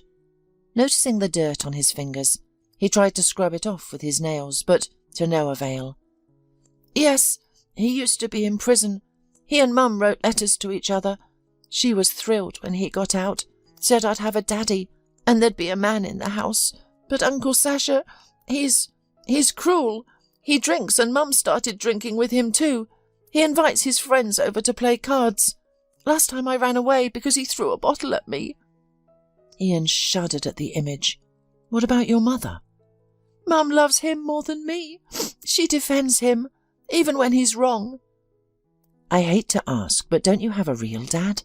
Ian inquired, knowing the answer was unlikely to be pleasant. "Dad was—" The boy looked up at Ian and smiled, wide and sincere. "Dad was a sailor, like you. I'll be a sailor someday too. When Daddy was with us, everything was fine." The boy's face darkened momentarily, then he added, "Daddy died at sea. So please be careful, okay?" The boy's concern touched invisible strings in Ian's soul. Too many feelings and emotions had washed over him in this interminably long day. They were like a huge, overwhelming wave. It was getting harder and harder to cope. "Right. Well, the plan stands. You're coming with me. We'll charge the phone first, then figure out the next steps. For now, you'll stay with me and Rachel. She's my fiancée, but she's in the hospital currently," Ian said decisively. In the end, Ian took Cole home. He fed him, bathed him, and dressed him in oversized but clean clothes. Ian then sent the boy to sleep in the living room, tucking him into fresh linens. He even found a set of his old children's underwear in the loft, already laundered, which should have been used for rags long ago. However, it had a faded Spider-Man print that delighted the boy. When the child fell asleep, the phone turned on. Alas, the device was locked. Ian was at a loss, but then he remembered the policeman's number. Not really expecting help, he decided to dial it. Frank answered, not immediately, and with a full mouth. "Hello?" "Hello, Frank," Ian began, as if calling a friend. "It's Ian, we met today." Judging by the sounds, the policeman chewed more vigorously than swallowed his dinner. "I didn't think you'd call, and so soon at that." "Neither did I, but here's the thing. Is there a way to hack into a phone?" Frank snorted. "Let's pretend you're not asking a policeman to commit phone hacking. I'm too intrigued." "So can someone do it?" Ian pressed, having no time for jokes. Frank sighed. "I think fate sent me to you. I can. But which phone and why?" Ian outlined the situation. Frank responded instantly, saying he was ready to come. Ian texted him the address and waited. He had smoked only 2 cigarettes when Frank's car appeared in the courtyard, squeezing into a free space between the residents' cars. Within half an hour, Frank had accessed the phone. Both young men were shocked by what they found inside. Numerous photos and videos of girls. The device's owner, sometimes alone, sometimes with friends, had stalked victims, attacked them, and filmed everything. Each time, he took a trophy. Ian couldn't bring himself to watch the last video. It featured Rachel. He knew he could never forget if he did. He trusted Frank with this task. They quickly identified the owner from the pictures and data on the phone. It turned out to be Tom McShane, a politician's son who had already been flagged by the police several times for drunk driving and public intoxication. However, his father had always found a way to get him off. Tom had even been to rehab a couple of times, but it hadn't helped. This time, McShane couldn't buy his way out. The evidence was too strong. A search of his apartment uncovered Rachel's wedding ring, along with other trophies of the scoundrel. Frank Reed, who had been updating Ian on the investigation, called in the evening to have him identify the evidence. Ian confirmed that he had personally bought the ring. "You can collect it when the investigation is over," said Frank. "For now it's evidence." "No, I don't want it. I'll buy another one," Ian replied, shaking his head, unwilling to even touch the jewellery. The trial dragged on, long and tediously. There was reluctance to imprison a politician's son, but justice ultimately prevailed. McShane went to prison. Rachel recovered, aided by extensive sessions with a psychologist, but her main support was her fiancé. He showered her with even more love and tenderness. She and Ian had their wedding, albeit postponed to the end of summer. Frank Reed became Ian's best man, and they forged a strong friendship. Ian was deeply grateful for his friend's help. What became of Cole, the boy who played such a crucial role in this story? Ian and Frank visited his apartment, naively believing they could persuade the child's mother to come to her senses. The policeman even resorted to threatening her ex-convict boyfriend. However, the men soon realised that words alone couldn't help the boy.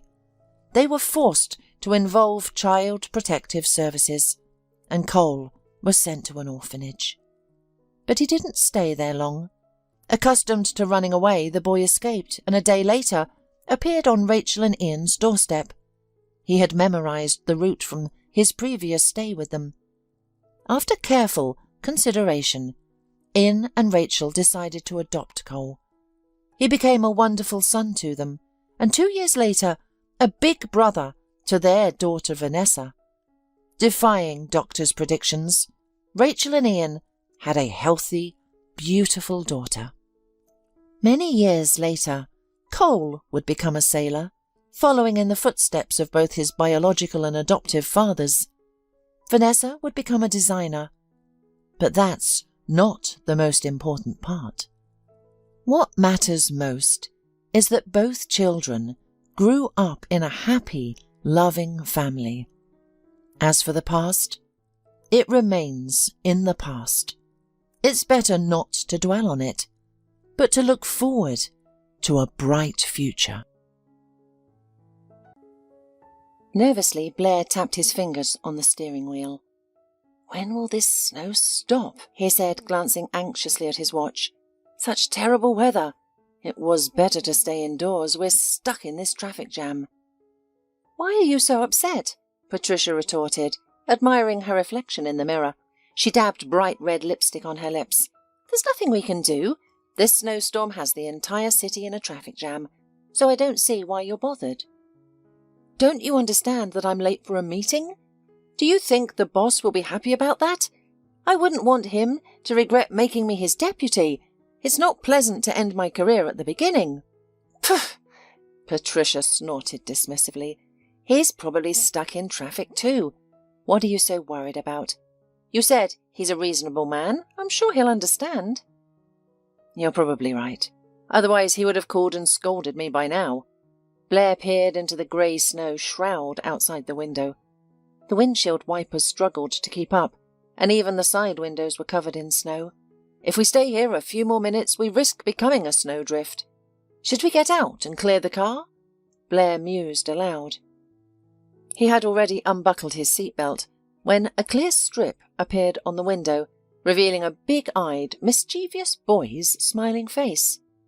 "I don't understand," the man muttered, looking at the boy wielding a squeegee. "What's he doing? Is he doing us a favour or volunteering? Doesn't he realise it's dangerous?"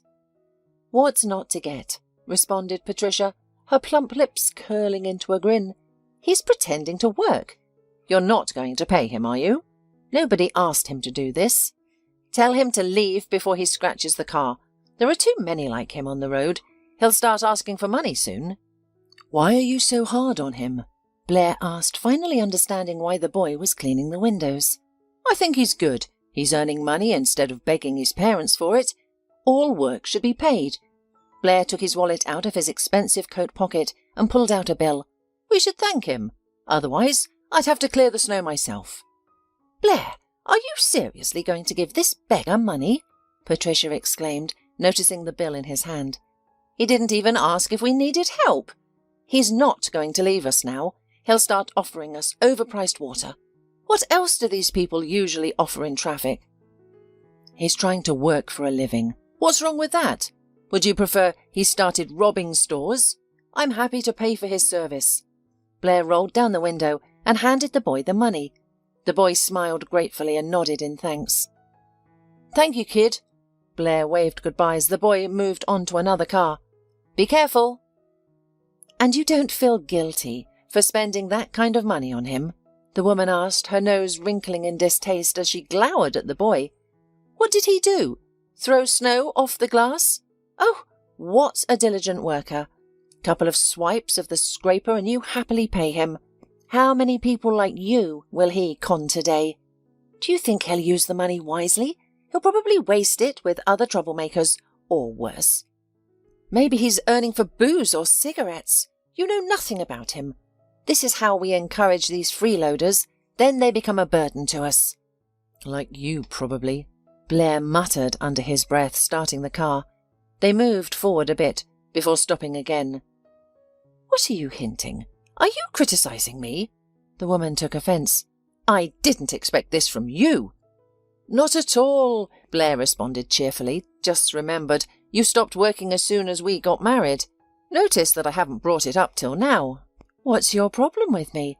Yes, I believe a man should provide for his family, while a wife takes care of the house and pleases her husband. Isn't that a woman's role? Oh, yes, you're excellent at that. Are you insinuating that I'm not doing enough? Are you saying I'm a bad wife? Why are you twisting my words? I'm not accusing you of anything. You started this.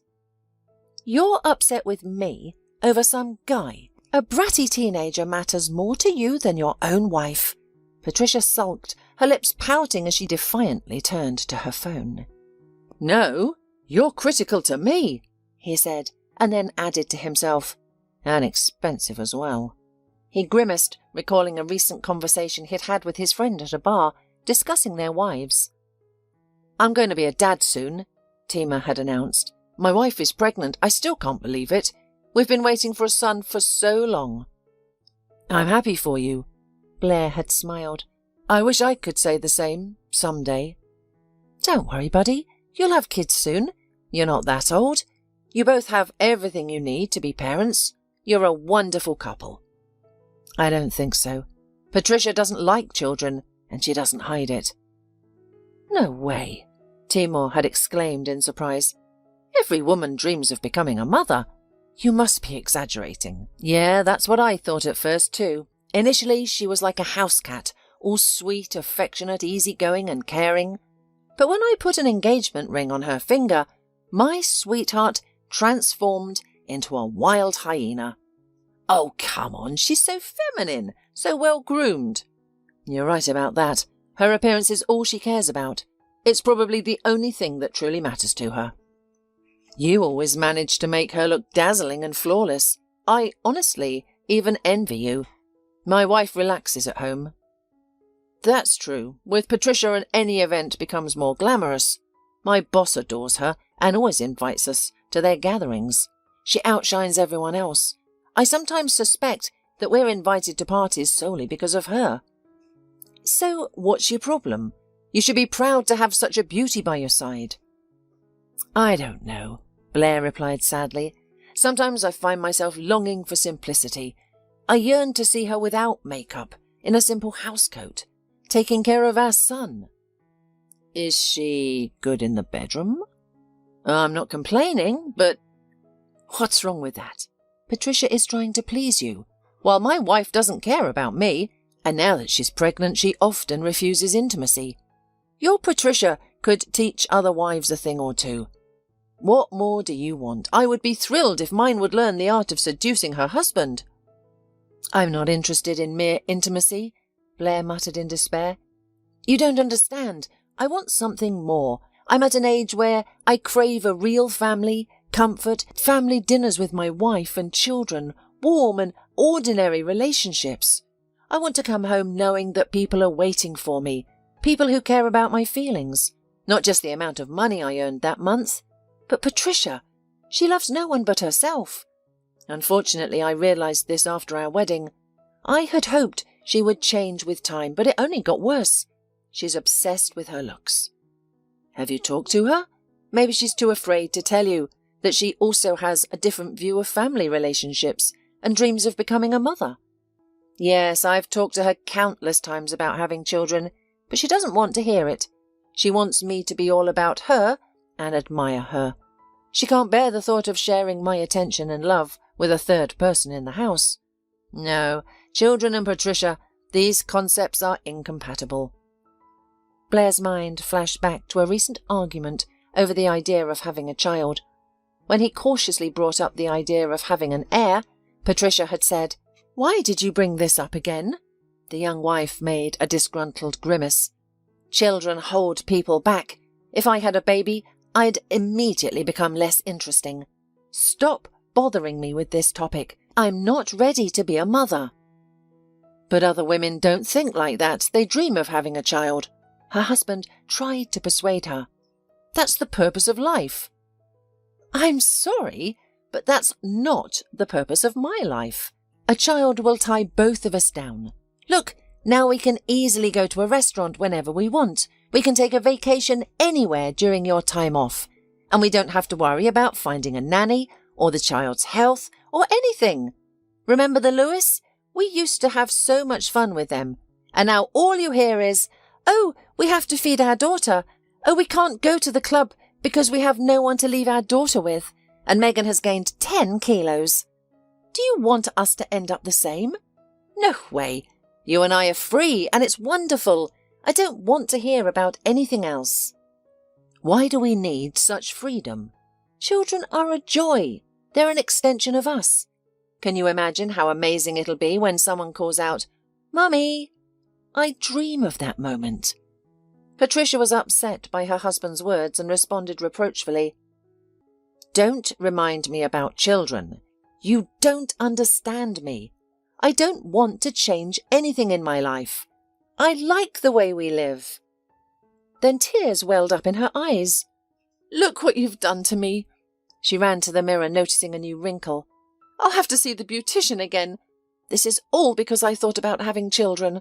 What if we did become parents? I can't bear the thought of constantly dealing with whimpering, messy, snotty babies. Sleepless nights, dark circles under my eyes, dull hair. It sounds horrifying. I'll become old prematurely, and then you'll leave me. But I want to spend my whole life with you. Don't ever bring this topic up again, unless you want an argument." "She's not ready to be a mother," Timur suggested after listening to his friend. "And when she is, she'll say it's too late to have children," Blair added, sighing heavily at Patricia's indignant voice. Blair, aren't you listening to me? What are you thinking about? I can't stand children, especially ones like this little beggar."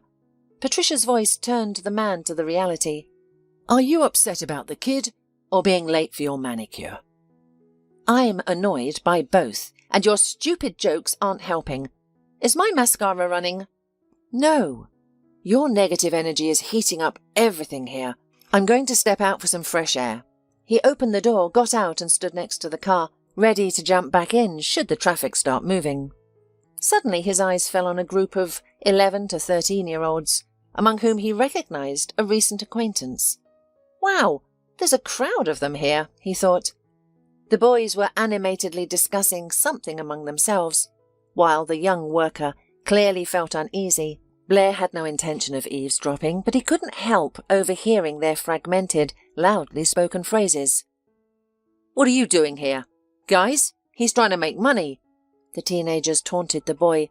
"You're poor. Go home. Your mum's probably worried sick. Don't you care about upsetting her? What are you looking at? We're telling you to get out of here before we kick you." "What? Doesn't your mum earn enough? Because she's not good enough.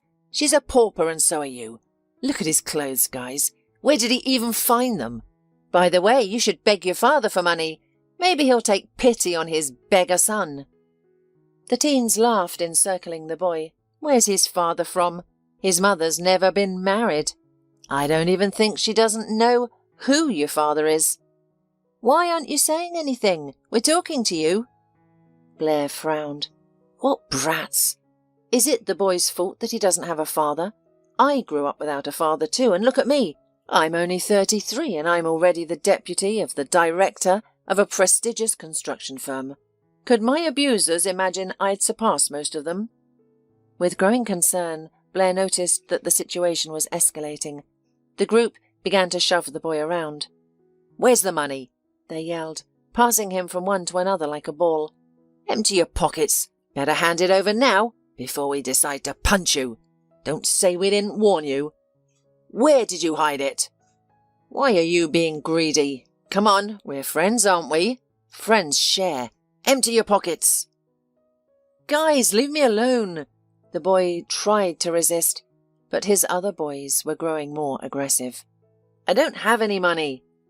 Empty your pockets. One of them, apparently the instigator of the scuffle, demanded.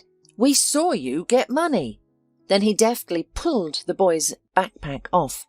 Let's see what he's got in here, he said, unzipping the bag and dumping its contents onto the sidewalk. Oh, textbooks. The others held the victim, laughing. He tried to free himself, but lacked the strength. Hold him tight. Where did you hide the money? The instigator kicked the textbooks and notebooks. Speak before you get a slap. Blair couldn't stand by any longer. Hey, guys, what's going on?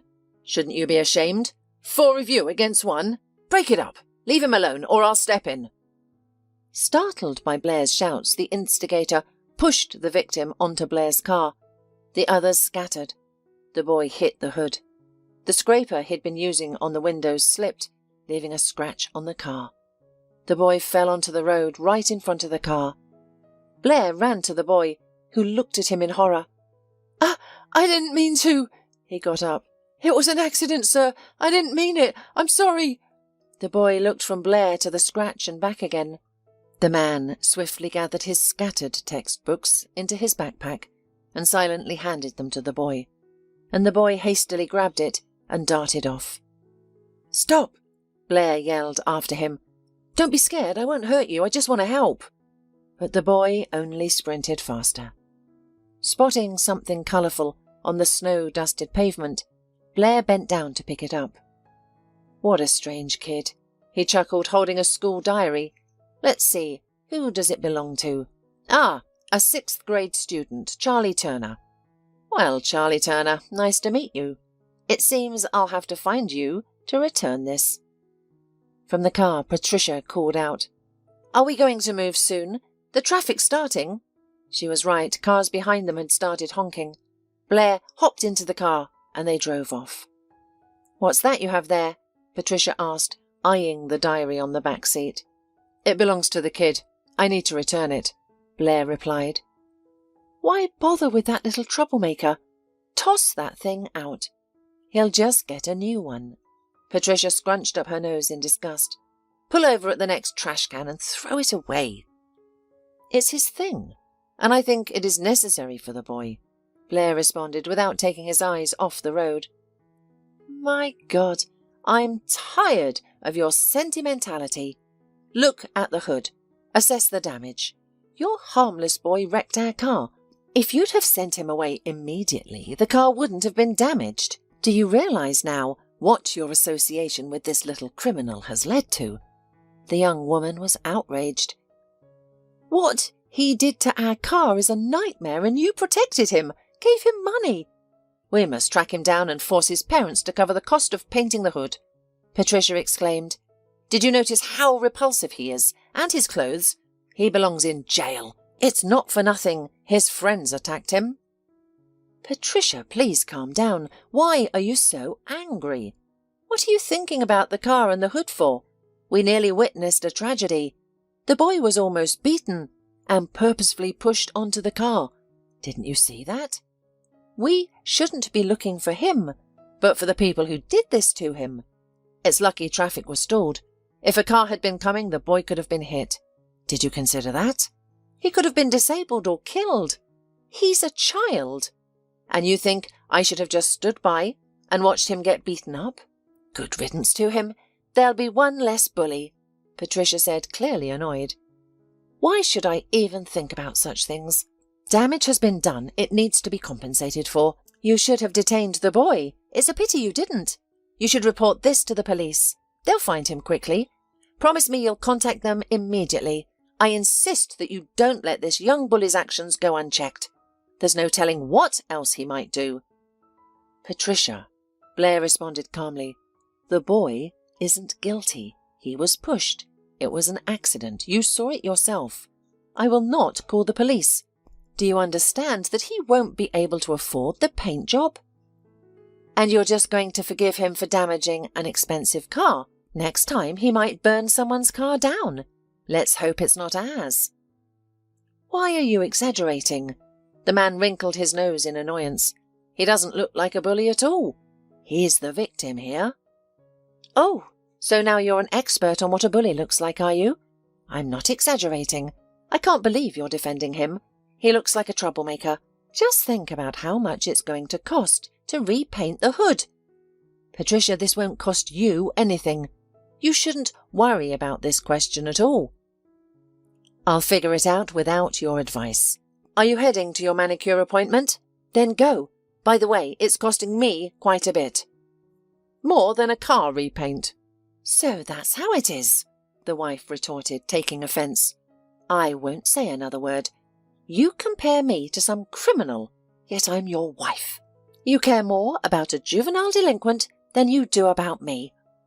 With the money you'll spend fixing the car, you could buy me a new ring.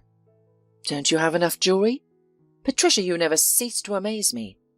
She fell silent, pouted her lips, and stared out the window without blinking. She didn't utter a word for the rest of the journey. That's a good thing she's silent, Blair reflected to himself. Now I have no doubts. We need a divorce. We're complete strangers to each other, with different life values. She only cares about her own well-being. All she ever talks about is money, beauty salons and pleasure. I shouldn't have snapped at her, but she really gets under my skin. I used to like everything about her, but now even her smile irritates me. And her attitude towards children. I'm still shaken by her words about the kid. It's better to live alone. Patricia will not give in to me without a fight, Blair thought to himself, anticipating her resistance to the divorce. She'll fight to keep my lucrative purse. No matter, I'll try to negotiate a settlement with her. I need to figure out how much I can afford to offer. I'll agree to her terms just to secure the divorce, but I need to introduce this idea tactfully. Pulling up at a beauty parlour, Blair announced, "This is your stop. See you tonight." The woman got out of the car without even looking at her husband. Glancing in the side mirror, Blair saw her aggrieved expression as she entered the salon, and he hurried off to work. "Is the boss angry?" he asked the secretary as he approached the conference room. "I'm half an hour late. The snowstorm in town is to blame. It's a mess out there. I couldn't have arrived any sooner. I need to find a good excuse." "Don't worry," the secretary reassured him with a smile. "The boss just arrived himself. Everyone's late today due to the weather." "Thank God," Blair sighed with relief. "I thought I was finished. Our boss is very punctual and expects the same from the rest of us." He entered the office, immersing himself in the whirlwind of daily concerns. The day flew by, filled with a meeting, customer and investor interactions, and discussions about future projects. Amidst the flurry of daily affairs, Blair never once thought about the morning incident. Only in the evening, as he got into his car to head home, he noticed the school diary on the seat. "I should return it," he said with a smile. "It could be a good excuse to meet that boy, Charlie Turner. I should get to know him better. Maybe I can help him out, or at least offer some support." He started the car and began to drive. "I remember when I was his age. I always wanted an adult around who could offer support and advice. I wonder if Patricia is still upset. Should I buy her flowers? It could come across as an apology, but I have nothing to apologize for. I'm so tired of her drama. I wonder how she'll greet me today, as a loving wife or an angry one." Upon returning home, Blair found his wife sitting on the living room couch, seemingly engrossed in a fashion magazine. She was flipping pages irritably, making it clear through her body language that she was still upset with him and uninterested in conversation. Nothing new, Blair thought, shrugging off her behaviour. Well, at least she's quiet. I don't have to listen to her constant talk about clothes and makeup. He opened the fridge and noticed the absence of dinner. So, she's decided to punish me by not preparing anything. She seldom cooks, but tonight she didn't even order from a restaurant. Perhaps this is the right moment to confront her and end our relationship. But I can't muster the courage now. Not today. I just want to relax without any issues. I'm too tired to handle any arguments that she might start just to ruin the evening. I've had enough stress for today. Making do with what he found in the fridge, Blair went to his study. The next morning, Patricia was nowhere to be seen. Blair brewed some coffee, prepared himself quickly, and rushed out of the house. He had other plans for the morning and wanted to avoid running into his wife. All right, he decided, getting into his car. I should try and find the owner of the diary, or else he might be worried about losing it. He picked up the phone and called his secretary. Mary, do we have anything urgent to do in the morning? No? Good. I'm going to run some errands. If anyone needs me, let them know I'll be back in a couple of hours. Thanks. Bye. Having finished his conversation, he headed to Charlie's school. After parking his car, Blair confidently approached the uniformed man. Hello, I'm looking for Charlie Turner from the 6th grade. Do you know him? I have something to give him, he asked loudly, trying to speak over the noise of the children.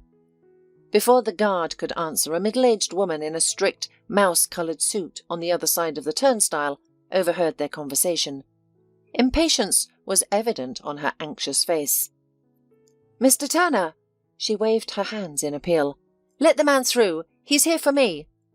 Pulling on her suit, the woman reprimanded, At last! We've been waiting for you. Blair raised his eyebrows in surprise, confused by her words. Are you talking to me? Who else? The woman frowned. You're here for Charlie Turner, aren't you? I am, but... Let's go, she interrupted him. Everyone's already gathered. We've been waiting for you. Honestly, we thought you wouldn't show up this time either. How many times have you ignored the director's requests? Intrigued, Blair followed the woman. She hurried ahead, chastising him along the way. It's unfortunate that you can't make time for school. It's very irresponsible.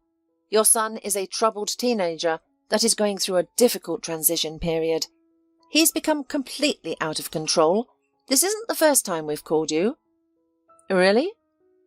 Charlie is often disruptive, and now it's escalated. His behaviour is forcing us to take extreme measures. You should be aware of this. What did he do this time? The woman cast a judgmental glance at him, pressing her lips together. Reminds me of Patricia, Blair thought in surprise. She doesn't seem to like children, even though she works with them. Now you'll see for yourself. What can we expect from a boy when his parents don't know what their child is up to? All problems originate from the family. Blair wanted to confess he had no relation to Charlie and didn't understand what was expected from him. However, he stayed silent, especially because the woman wouldn't let him speak, blaming the boy's behaviour. They stopped in front of a door labelled Headmaster. The woman opened the door and joyfully announced, Well, we have finally met Charlie's father. Now I'm sure we'll resolve all issues. Come in, she gestured to a chair. Blair surveyed those present and quickly assessed the situation. I'm not going to dissuade these nice people that Charlie isn't my son. Let's see what kind of accusations they're making against him. It seems like he's having a tough time. Blair studied Charlie, who appeared frightened and pale. Yes, this was the boy he was looking for. Charlie shot a fearful glance at him, immediately recognised his acquaintance from the day before, and recoiled even further. Well, it's clear with him, Blair thought to himself. The boy thinks I came because of the car. Then Blair saw the boy who had pushed Charlie onto his car. And this is presumably the victim of Charlie. This boy sat with a frown, displaying a fresh black eye. Looks like he got what he deserved. Let's see what Charlie is being accused of. Did he really beat him up? I wouldn't have believed it. Charlie doesn't behave like that. It's obvious at first glance. Why is everyone ganging up on him? Meanwhile, the principal started speaking. So, Mr. Turner, this is Ben Hamilton. The woman pointed at the bruised boy. And this is his mother.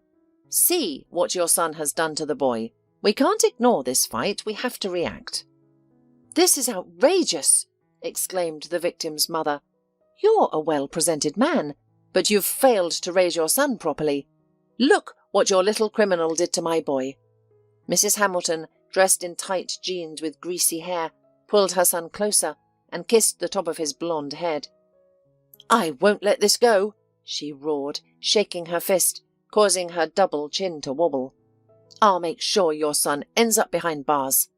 Next time, he'll think twice before raising his hand. No one hurts my boy, and if you're here to defend Charlie, don't bother. Just stop coddling him. We've tolerated this for too long. It looks like Charlie's getting a hard time here, Blair thought to himself. No amount of reasoning can shatter this woman's conviction that her son is the victim. Although, after yesterday's encounter, he likely received a well-deserved jab in the eye. It seems the bully didn't recognize me, so I can play along with Charlie. I suppose no one has met his real father. Is there even a father? Maybe there's no one to defend Charlie.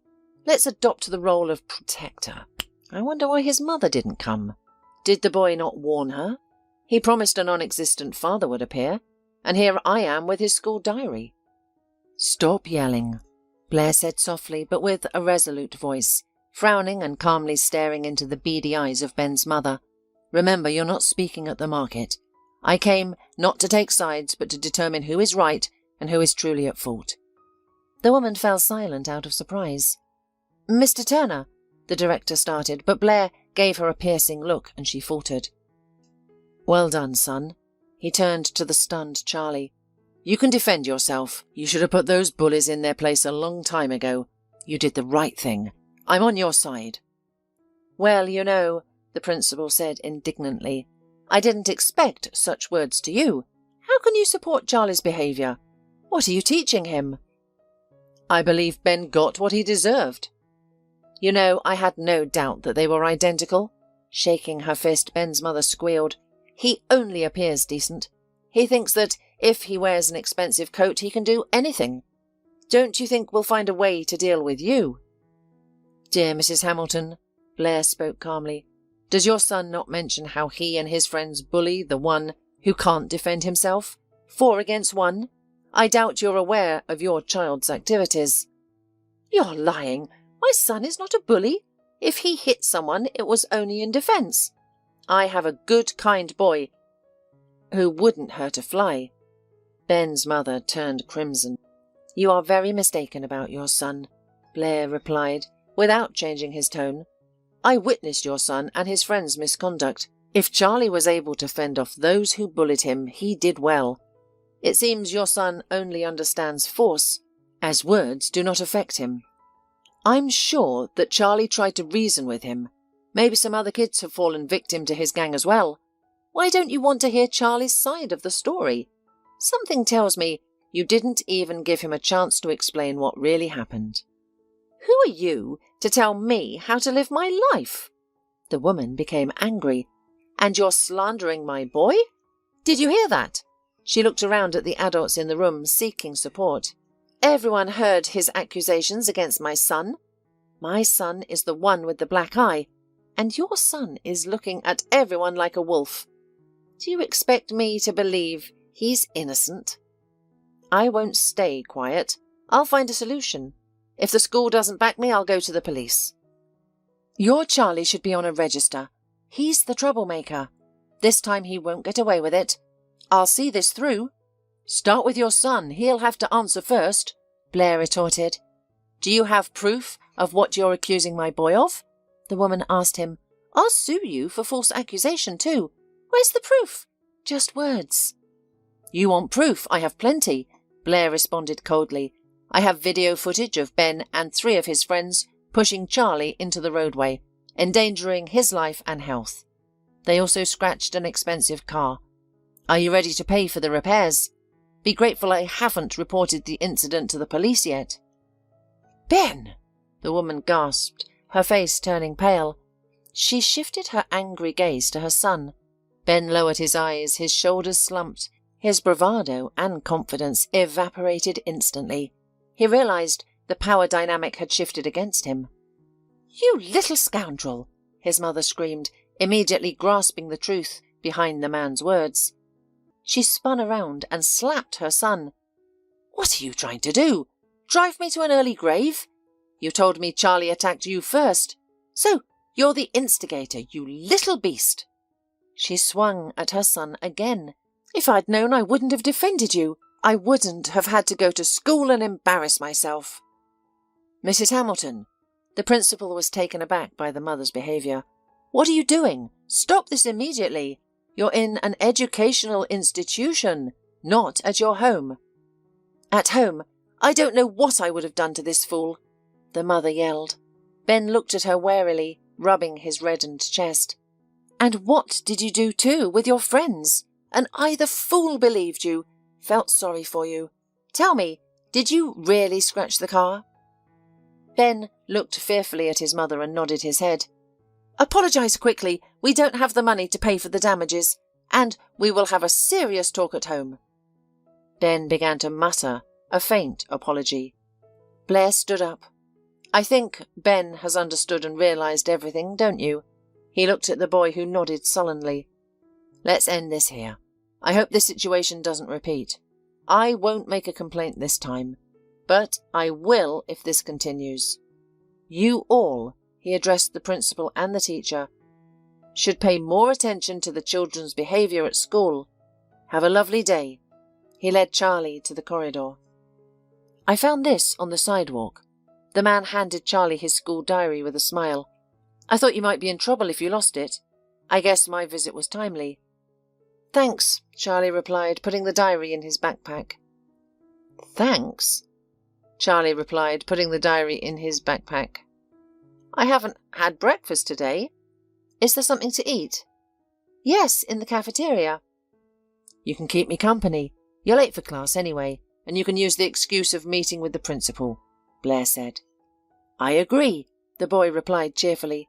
"We have gym class now, and I don't really like gym class." "Yeah?" Blair raised his eyebrows in surprise. "I thought you were an outstanding athlete. You ran away from me yesterday, so much so that I didn't even try to catch up with you." Charlie laughed. In his eyes Blair saw gratitude, relief, and something else that made his eyes suddenly hot. He blinked a few times, trying to chase away the returning tears. "Well," he said cheerfully, overcoming a moment's weakness, "show me where your dining room is." They took some still warm buns for two, took some tea and sat down at a table. "Thank you, of course," Charlie said, "but why did you introduce yourself as my dad? The deception will be revealed someday, and it will be embarrassing. Mum will be angry. She doesn't like lies. You'll get in trouble. Let's start with the fact that I can't stand to see anyone wronged undeservedly," Blair replied. "To be honest, I didn't intend to pose as your father, but I had to act based on the circumstances. I had no choice, so I staged this act in front of the principal and Ben's mum. I couldn't stand by and watch them deliberately accuse you of something you didn't do. And the second reason is, I was teased as a child for being fatherless. How could I abandon a comrade in misfortune?" Charlie listened to Blair, his mouth slightly ajar, his attentive, curious eyes fixed on the man. "It can't be!" the boy exclaimed. "You are so—" He couldn't find the words to express his admiration for the man sitting opposite him. "Believe me, I wasn't always like this," Blair began. "I don't remember my father, but no one stopped me from dreaming of a better life. I made myself into the person you see now. I set goals and I pursued them. It was difficult, but I never gave up. That's why today I have everything I ever dreamed of. A prestigious job, a car, a house, and I achieved it all through perseverance and hard work." "I'll never be like you," Charlie sighed sadly. "You'll definitely achieve what you want," Blair encouraged, looking into Charlie's eyes and putting a hand on his shoulder. "The key is not to blame others when you fail, or to hold grudges against those who wrong you. Overcoming difficulties only makes us stronger. Do you know how many times I was beaten as a child? But I endured, never showing fear to those who hurt me. You should eat, Blair suggested. I can buy you more buns if you like. They're perfect here. No, thank you, Charlie replied, embarrassed. Now, why do you need money? Is there something you want to buy? Are you saving up for a cell phone or a tablet? I wanted to help my mum, Charlie admitted quietly, looking down. It's just the two of us. I see how hard she works and how little she rests. I'm old enough to earn some money. I want to save and give it to her. I'm a man and should help my mum. And where is your father? Why doesn't he help? He left us when I was very young. I haven't heard from him since. I always wished he would show up, perhaps for a school event and be proud of me, but he disappeared, and I don't even remember him. Does your mum know how you make money? Does she let you do that? After all, it's very dangerous to be on the roadway. No, you just don't tell her, Charlie responded, looking at Blair fearfully, or she'll scold me. She won't let me even think about doing anything else but school. I'm a good student, so I have time to do my homework and work while Mum isn't home. And where does your mum work? What does she do? She's a technical translator, but they don't pay much. But it's stable. And she is afraid to quit and find better work because of me. It's good that you're a support for your mum, Blair said approvingly, looking at the boy. Yeah, the boy replied, eating his buns. I'd like to give my mum a big bouquet of flowers for her birthday, and it's been a long time since anyone gave her one. I'm the only man in the house. Mummy has no one else to rely on. Blair looked thoughtfully at the boy, and he was definitely fond of him. I won't make any promises, but I'll see what I can do about a better job. To achieve that, I need to meet your mum. Would it be okay if I stopped by for a visit? Sure, Charlie was glad. Come over. We don't get many visitors. I don't think my mum would mind. Great, then I'll get off at 7 and I'll come over. Make sure to warn your mum. All right, buddy. Blair stood up from the table. I have to go. You should head to class. They said goodbye in the school foyer and Blair went to work. As soon as he had a free moment, he visited the personnel department. Rita, he began, placing a bar of chocolate on the girl's desk. Do we have any vacancies for a technical translator? A woman around my age, with a teenage son? Well, the girl prolonged, tucking the chocolate bar away, that's a very specialized role, and we don't have anything suitable. However, we do need a secretary referent. We're looking to fill that position. Would your friend be able to do it? Maybe. Blair's mind churned with an idea. Our company pays well and it's not easy to get in, but I think I could arrange a job for Charlie's mum. However, I need to meet her first and see her skills. My wish to help someone isn't enough. Around 7 p.m., a black BMW pulled into the courtyard of a high-rise building and parked in an available spot. From a distance, a man spotted Charlie, who was waiting for him on a bench at the entrance. Noticing the familiar car, Charlie stood up and waved. Hi, Charlie. Where's your mum? Blair asked, exiting the car and walking towards the boy. Did you tell her I was coming by? Yes, I did, but she hasn't returned from work yet. Although, here she comes now. Blair turned and saw a slender woman in a simple coat rushing towards them. Her coat suited her petite figure well, and she wore a knitted hat with a pom-pom. Is that your mother? Blair asked in surprise, looking at her. No way. Charlie's mother, Annie, appeared very young, almost like a girl. The woman seemed slightly nervous as she approached Blair. Hello, she said, panting. You're Blair, right? My name is Annie. Please forgive me for making you wait. She blushed. Now, Blair clearly understood why boorish Mrs. Hamilton didn't like this woman. It was her external calmness and inner intelligence that was immediately noticeable. Thank you so much for standing up after Charlie. I feel bad that you had to pretend to be his father. My son told me everything. We don't keep secrets from each other. Oh, that's perfectly fine. the man replied. I was more than happy to help Charlie out of an awkward situation. I genuinely care about his problems. I don't know how to thank you. The woman hesitated for a second, then suddenly suggested, Why don't you come and have tea with us, if you're not in a rush? With pleasure, agreed Blair. Annie and Charlie's apartment was cosy, filled with the aroma of baked goods and apples. This is what I always miss, Blair thought as he settled into an old chair covered with a crocheted seat cover. Patricia would scoff and wrinkle her nose in distaste if she were here. I can't imagine her handling knitting needles or a crochet hook. Our home is stylish and trendy, but it lacks soul and genuine comfort.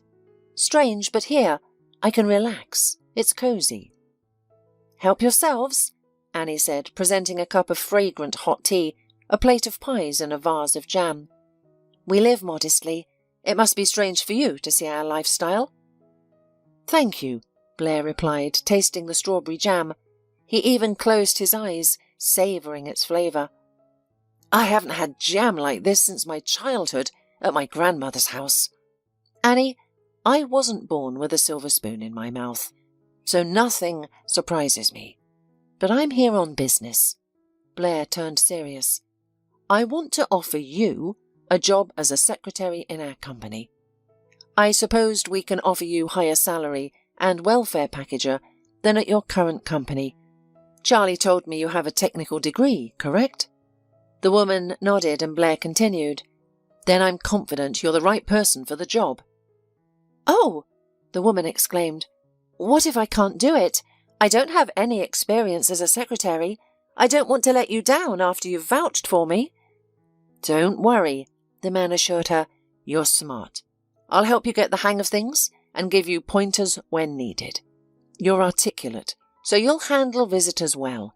You're fluent in French and German, right? The woman nodded in agreement. Great, that's all I need.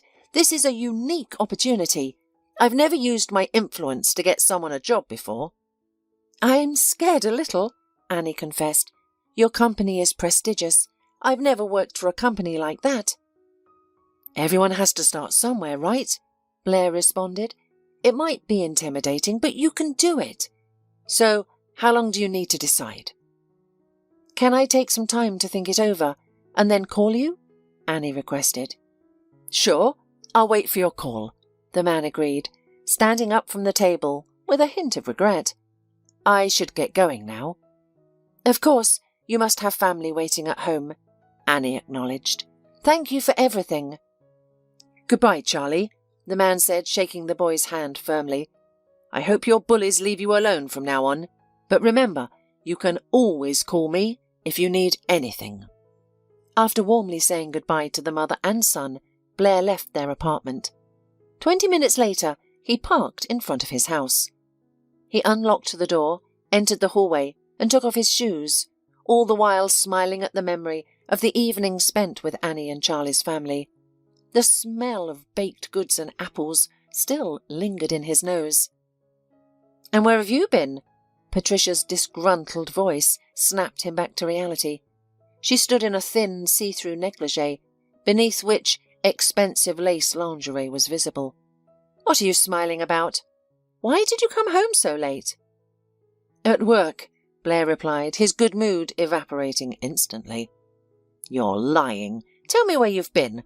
I called, but your phone was off. Would it kill you to let me know you'd be late?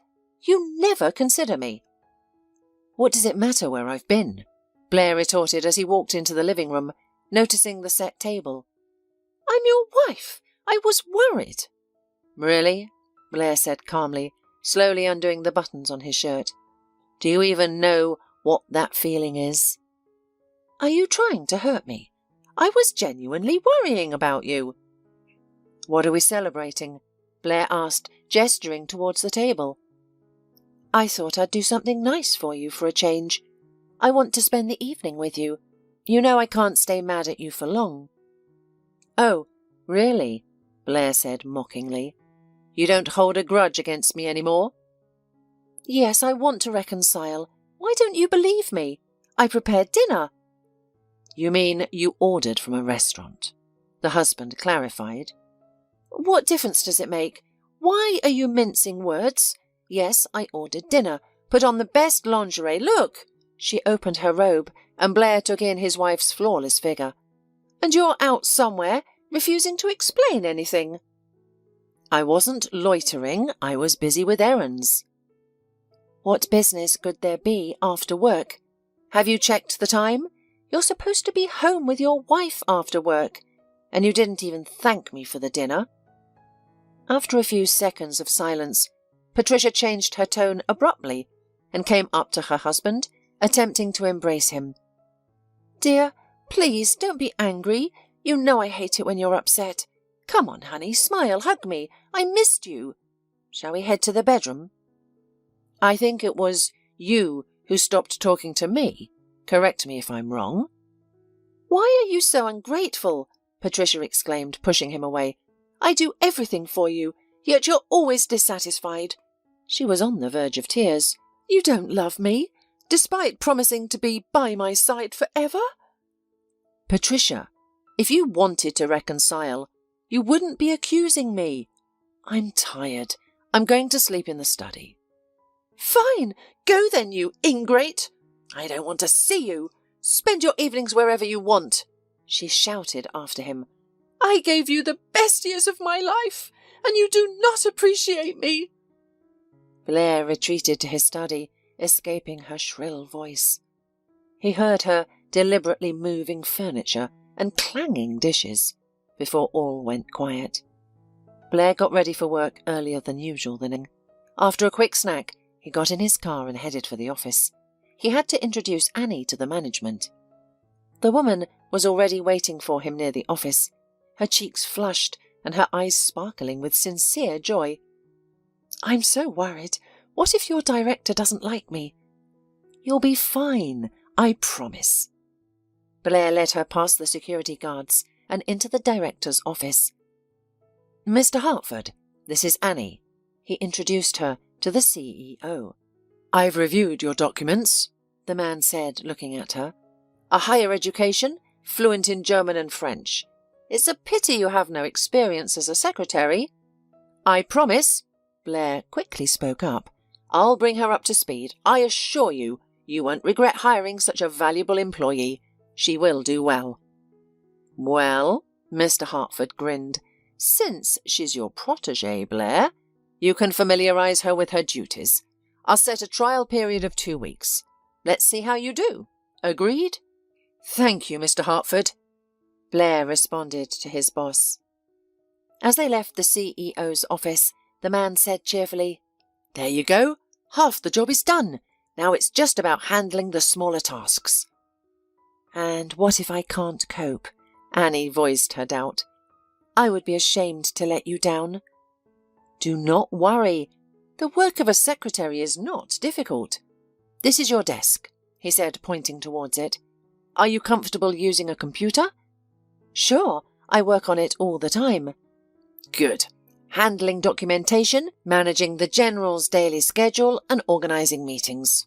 That's your job. Here are the job descriptions. Study them carefully. I believe you'll get the hang of it as you go through these folders full of documents. The phone on the table beeped. Annie looked anxiously at Blair. He calmly pressed the button and looked at her encouragingly. Annie, Mr. Hartford's voice came through. I need a cup of coffee and today's schedule. Oh, Annie was confused. Where will I find all of this? Don't be frightened, Blair reassured her. Here, he said, opening the door next to the director's office, is a small kitchen. You'll find coffee and everything you need. The list of meetings is in the planner on your desk. You can look at it while going through the paperwork. I've shown you everything in general terms. If you have any questions, don't hesitate to ask. Thank you, Blair, Annie responded warmly. Blair was captivated by her. Dressed modestly, she resembled a model schoolgirl. Her hair was neatly styled, and her discreet makeup enhanced her pretty face. Her large blue eyes were expressive and open. Feeling a sweet ache in his heart, Blair found it difficult to leave her. He swallowed nervously, startled by his own thoughts. I'll be off. I have work to do. he said. Annie was a valuable employee. Within a week she had mastered her role as a secretary. Blair admired her. She's so different from Patricia, he thought. She's interesting, intelligent, well-read. There's no talk of shopping or beauty salons, or complaints about her friends' husbands buying new cars while she has to make do with an old one. Why didn't I see this before? Why didn't I notice that my wife, decked out in expensive clothes, is just an empty-headed doll? He chuckled to himself. I guess I had no one to compare her to. Thoughts of Annie began to occupy Blair's mind more frequently. After work, Blair returned home to a chilling silence. His wife didn't even glance in his direction, pretending to be engrossed in her phone. That night, Blair slept in his study again. In the morning, his wife paraded around in a silk robe, showcasing her seductive, tanned, immaculate legs. But the sight of his gorgeous wife didn't stir any feelings in Blair. All week, Patricia sulked, waiting for him to make the first move and apologize. He tried to linger at work as long as possible, looking for reasons to see Annie. Some days he was so busy he couldn't meet her, which made him miserable. Blair realized that he wasn't thinking about his wife anymore, but was consumed by thoughts of another woman. "Why are you still here?" Blair asked, noticing the light on in the director's office. The staff have already left, and only Annie was still at her desk, buried in paperwork. Annie looked up and smiled. "I want to finish what I started. There's not much left. I don't like leaving things half done. I've already told Charlie. He's a mature boy and he understands." "May I wait for you? Afterwards we could grab a coffee," Blair suggested. "Why not come to us? Charlie would be delighted," Annie proposed. "I'd be happy to," Blair agreed. Charlie was waiting for his mother. He had set the table and warmed up dinner. Excited, he ran to the hallway to greet Blair. "Hello, buddy. How are you doing? No one's bothering you any more?" the man asked. "No," Charlie answered, shaking his hand. "Good to hear," Blair responded. "Charlie," Annie gently called, "please set another place at the table. Blair," she turned to the man, "would you like to join us for dinner?" "With pleasure," Blair complimented her. "I'm lucky to have a son." Annie affectionately stroked his curly head. "I don't know how I'd manage without him." "Eat," the woman interrupted, "or it will get cold. I would like to thank you again, Blair. You have done so much for us. I don't know how I can repay you for your kindness." "My mum promised to buy me a laptop," Charlie bragged. "Yes," Annie nodded. "The salary allows it, and the boy can't do without a computer today. He's doing well in math. Charlie dreams of becoming an IT specialist in the future, so a computer is simply necessary. And ours is very old, only good for simple tasks." Blair looked at Annie and Charlie. He hated to leave this hospitable house, but until the issue with his wife was resolved, he could only dream of Annie. "Thank you very much." The man finally rose from the table. "I must be going now." "Will you come and see us again?" Charlie asked. "If your mum says it's okay." Blair looked at Annie. "I'll come." "We'd be glad to," replied the woman quietly. She lowered her head to hide the hope that flashed in her eyes. Annie knew that Blair was married. Later that evening, Blair found his wife at home, still on the same sofa in the living room. "Honey!" Patricia rushed to her husband, hugged him, and pressed her body against his. "I no longer want to quarrel with you. I'm sorry. I know I can be unbearable sometimes, but a woman can be forgiven, can't she?" She kissed him. "I want you, right now." Patricia playfully began to undo the buttons on his shirt, then laughed. Blair stood silently, not reacting to his wife's actions. "Let's go to the table," she said, pulling him by the arm. "I ordered something delicious for you. You like seafood, right? I prepared it specially for you. Open a bottle of champagne. I've realized my mistakes. I miss you." She looked at her husband with a melancholic gaze and caressed his hand with her manicured fingers. "It's cold sleeping alone." "Aren't you punishing me too harshly? By refusing to share our bed? I understand you're tired from work. I can give you a massage. She moved her hands around his neck, stroking his shoulders and ruffling his hair. Honey, you seem uninterested, and I'm bored without you, so I got angry. I promise I'll try to control myself. How about going to a nightclub? You'll have a good time. You can't work all the time. We can have a drink and dance. What do you think? The man looked at his wife, and her voice, manner and behaviour all irritated him. Patricia, we need to talk. Blair moved away from her embrace. Sit down, please, and hear me out. You're so serious, she responded, slightly taken aback. Well, speak. She smiled sweetly. She settled on the couch, adjusted her dress, and crossed her graceful hands on her knees. Patricia, we need to break up. What? The smile slid off her face. Is this some kind of joke? No, I want to divorce you. Oh, you do? She narrowed her eyes, anger sparking in them. And I had a feeling you were staying late at work for a reason, but I refuse to believe that you could leave me. Have you found someone else?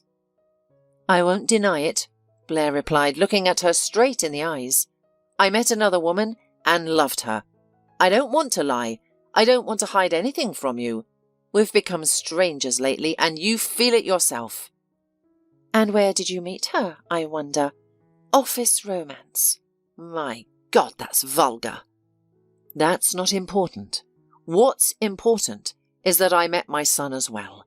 Imagine that. I know it sounds ridiculous, but that's precisely what happened.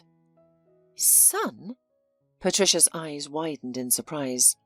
Are you crazy? You never had a son? I didn't, Blair agreed. But now I can say that I have. Where did he come from? What kind of nonsense you're talking? My darling, do you have a fever? She put a cold palm to her forehead. I'm not joking. Sometimes a stranger can become kin instantly. Oh, I get it. You're calling that ragamuffin as your son. Patricia suddenly guessed. Blair, are you crazy? He's a little criminal, and his mother is probably the same. They deceive you, pretend to be unhappy, offended by life, but you shouldn't believe them. They don't want you, they want your money. What can she give you? What is she? A dishwasher? A secretary? Blair, how low you've sunk. Stop insulting them. She may give me care and warmth, something that has always been missing in our relationship. Tears welled up in Patricia's eyes. Is this how you treat me? She exclaimed. I've stood by your side all these years, and then some stranger comes along and ruins our marriage. Blair, you can't do this to me. It's not fair. We love each other. I understand you want a child, and a grown boy has appeared. I even admit that you're interested in him. But once you've had your fun, then what? Please, don't destroy our relationship. I'm willing to forgive this affair, but stop before you do something you'll regret. We're a family. We don't have a family, and you know it, Blair retorted. I know why you're trying to keep me. You're afraid of losing the comfort you've enjoyed these past years. How could you think that of me? Patricia sobbed. I love you. Weren't we good together? I appreciate everything, Blair said, but I've always wanted children. You don't. I hoped you would understand and we could be parents, but it seems your maternal instinct was lost at birth. Find a man who doesn't want children. I believe you'll find him and be happy. I won't give you a divorce, Patricia said, attempting once more to hold on to her husband. Don't think I'll just hand you over to some hustler. I knew you'd be against it, so I'm offering you a settlement. Will you agree to sign the divorce papers if I pay you this amount? Blair put a piece of paper in front of his wife, with numbers written on it. I think this amount is more than fair for a divorce certificate. If you manage this money wisely, you can live comfortably for a while. So, do you agree?" Blair noticed Patricia's hesitation. "And where will I live? After all, this house was built before our marriage," she asked. "I'll rent you a place to live for a while, but you have your parents' apartment to live in," Blair responded. "Okay," said Patricia. "I'll give you the divorce, but one thing I don't understand is what makes this woman better than me? And remember, if you ever decide to come back, it won't be easy." "I won't be returning.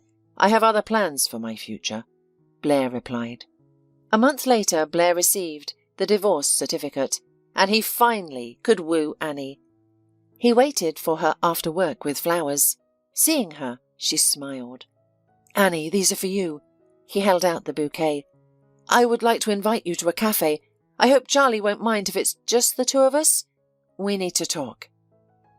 Over coffee, Annie admired the bouquet. "I haven't received flowers in a long time," she confessed. "I'd like to give them to you every day," Blair said seriously. "Blair," Annie blushed, "you know that's not possible. You're a married man, and I don't want to be the subject of office gossip." "Annie, I've divorced my wife. I want to be with you and Charlie. I want to take care of you. Will you let me do that? I confess I've liked you for a long time. I've been enchanted by you from the first moment I met you. I wanted to say these words, but I knew you wouldn't let me while I was married. You're too decent to accept the attentions of a married man, but now nothing else stands in our way." From that evening, Blair and Annie's relationship began to develop rapidly. Blair spent a lot of time with her and Charlie. After 6 months, he decided to propose. One weekend, while they were relaxing in a park, Blair mischievously suggested, "Who is brave and ready to ride on the Ferris wheel?" "Me, I'm ready," Charlie exclaimed with joy. "Mum, are you coming?" "I'm ready to go anywhere with you," Annie laughed. After Blair bought the tickets, they took their seats in the booth. "How beautiful," Charlie said enthusiastically, pressing his nose against the glass. "Now I know how birds see the city." "Annie," Blair began, looking at her intently, "I've been looking for the right moment to tell you this." He took a velvet box out of his pocket and opened it. "Charlie, would you mind if I proposed to your mother?" "No, I'd be delighted. Mum, please say yes." "Annie, will you marry me?" Blair asked, nervously waiting for an answer. "Blair," Annie answered, embarrassed. "this is all so sudden." She hesitated. "Mum, say yes." "Annie, do you agree?" Blair reiterated. "I agree." The woman smiled. Blair laughed. Charlie clapped his hands while Annie slid a ring onto her finger. "Well, what are you waiting for?" Charlie urged them. "Kiss already. If you're shy, I can look away." Blair and Annie laughed happily. The man lightly kissed his beloved. Then he hugged her. She leaned against him trustingly, looking into his eyes. In them, Blair saw the words, "I love you," and he answered her with a look that said, "And I love you." "Rick, don't be so selfish. For once in your life, do as I ask. How stubborn are you? Is it really so difficult? You act as if I'm sending you to a predator's den, and I'm merely asking you to meet my business partner's daughter," David said resentfully, looking at his son reproachfully. Rick sat cross-legged on a sofa in the luxurious living room, pretending to correspond with someone. His father stood beside him, having spent hours pleading with his son to go on a date with his business partner's daughter. The young man was reluctant to spend an evening with a girl he had never met. He had only heard that his father's associate was eager to introduce his lonely, beautiful daughter to the future heir of a vast fortune. Rick had no desire to waste his time on local millionaires' daughters, whom he considered spoiled and incapable of surprising or charming him. Accustomed to being the centre of attention and feeling like the king of women's hearts, he couldn't be impressed by mere flashy appearances, exquisite taste, or expensive clothes. He was certain that this rich man's daughter had nothing to offer but what he already had in abundance. The handsome young son of a large trading company's CEO was considered the town's most eligible bachelor. He was the cherished dream and primary target of many local beauties. Rick was constantly surrounded by attractive, well-mannered girls, yet deep down he felt lonely. He knew he hadn't found true happiness yet, believing it awaited him somewhere in the future. "Father, how many times must I ask you not to introduce me to your friends' and partners' daughters?" Rick said angrily. "You needn't meddle in my private life or pressure me. I'll decide for myself when and with whom I date. I'm not a child, so stop trying to impose your will on me. I'm leaving. Don't wait up, I'll be back in the morning." With that, Rick shot his father a defiant look and hurriedly left the luxurious mansion in the city's best district. He was furious with his father's persistent attempts to match him with a worthy match, the daughters of his acquaintances and friends. Rick had no interest in building relationships with them, believing that fate would bring the right person into his life when the time was right. The young man went to a cafe where he often relaxed with his only friend. Todd, like Rick, was also the son of a wealthy man. The friends sat by the lakeshore, enjoying the breathtakingly beautiful sunset and fresh air. Rick indignantly told his friend about his father's relentless attempts to introduce him to his partner's daughter. "It's surely another shallow girl in a Versace dress," Rick chuckled. "A brainless walking doll in designer clothes. I'm not interested in talking to such ladies. I've seen plenty of them already." "You're wrong, buddy." Todd shook his head disapprovingly. "You haven't even met this girl, yet you've already formed an unfair opinion of her. You can't judge someone without talking to them and getting to know them well. In my view, girls simply spoil you with attention. Are you any better than those you've been dating and spending nights with in clubs and bars? If you weren't a rich man's son, you wouldn't think this way. Intelligence doesn't depend on wealth or the cost of one's clothes. Do you see that girl collecting garbage on the shore?" The friends simultaneously looked at a young red-haired woman in a simple denim dress. She held a garbage bag in one hand while picking up litter left by vacationers with the other. The stranger hurriedly tossed empty lemonade bottles and wrappers into her large bag. She looked tired and worn out. It was unusually hot that day, and she glanced enviously at passing girls holding bottles of cold drinks. "I see her, so what?" Rick muttered irritably. "What can you say about her? She's clearly not wearing a Versace or Valentino. If a rich man's daughter means nothing to you, then who is she? Maybe she's a real treasure. What do you think? Could you win her heart?" "What's there to do? Just an ordinary country girl who came to the big city for money and man. Don't make me laugh. What treasure? Look at her. She's got a pretty face, but nothing more. I doubt she's any different from millions of other girls trying to find their place in the sun. Can I win her over? Of course. Can I win her over? Of course I can," Rick said confidently. "I could charm a country girl in an hour. Want to see for yourself? I'll prove it to you. I think she's a tough nut to crack, and she's probably out of your league. Well, if you're so sure of yourself, try to win over this red-haired daughter of the sun. If you can, I'll fulfill your every wish.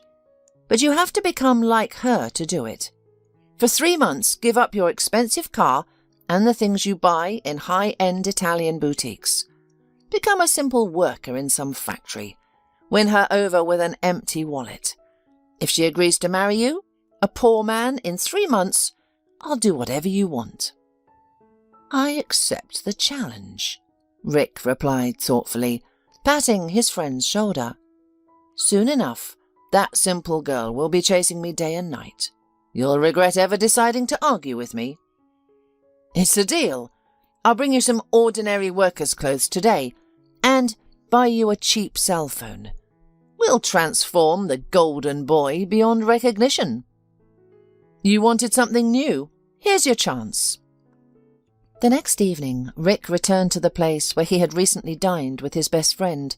He left his expensive watch and Gucci suit at home, reluctantly putting on simple sport pants and an unremarkable white t-shirt that fit him perfectly.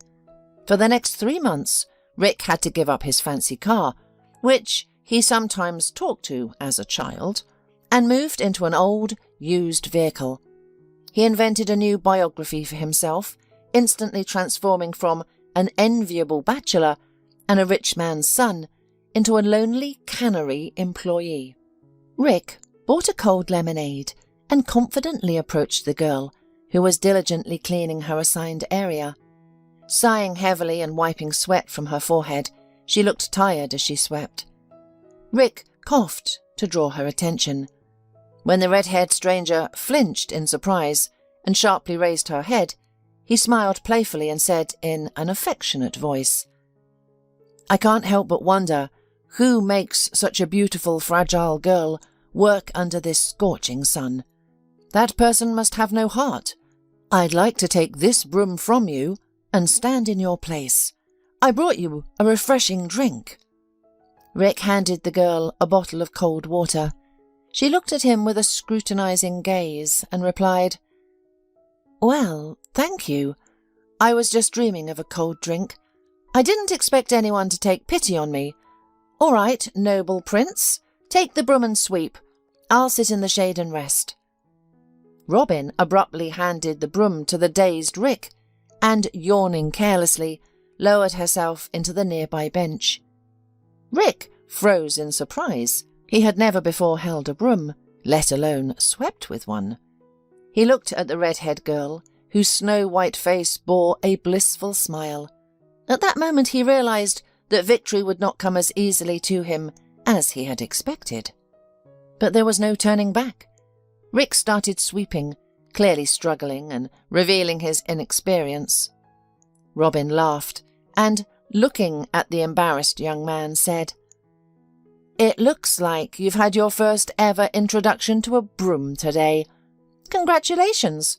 Why did you volunteer for a task you don't know how to do? Well, put it down over there. I'll take a short break and then get back to work. And thank you for your kindness."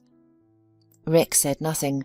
He carelessly tossed the broom on the ground and sat down next to the green-eyed stranger, who was still smiling mockingly. The young man gazed into her large emerald eyes and thought that a girl with such striking features shouldn't be holding a broom, but rather a diamond-studded piece of jewellery or a designer handbag. Of course, Rick knew that not everyone was as lucky as he was, for it was rare for a child to have the chance to be born into such a wealthy family. He had always been completely satisfied with his life and fate, never before considering how people without expensive cars and luxurious houses survive. "I confess, I've never swept before," he admitted, hanging his head in embarrassment. "I have a slightly different speciality. I work in a factory. We don't deal with brooms there." "Really?" Robin asked, surprise in her voice. "I can't tell from your hands that you work in a factory. They're very delicate and well-groomed." "It's just genetics. My mum had the same," Rick said with annoyance, amazed at the girl's attentiveness. "By the way, my name is Rick. May I know yours?"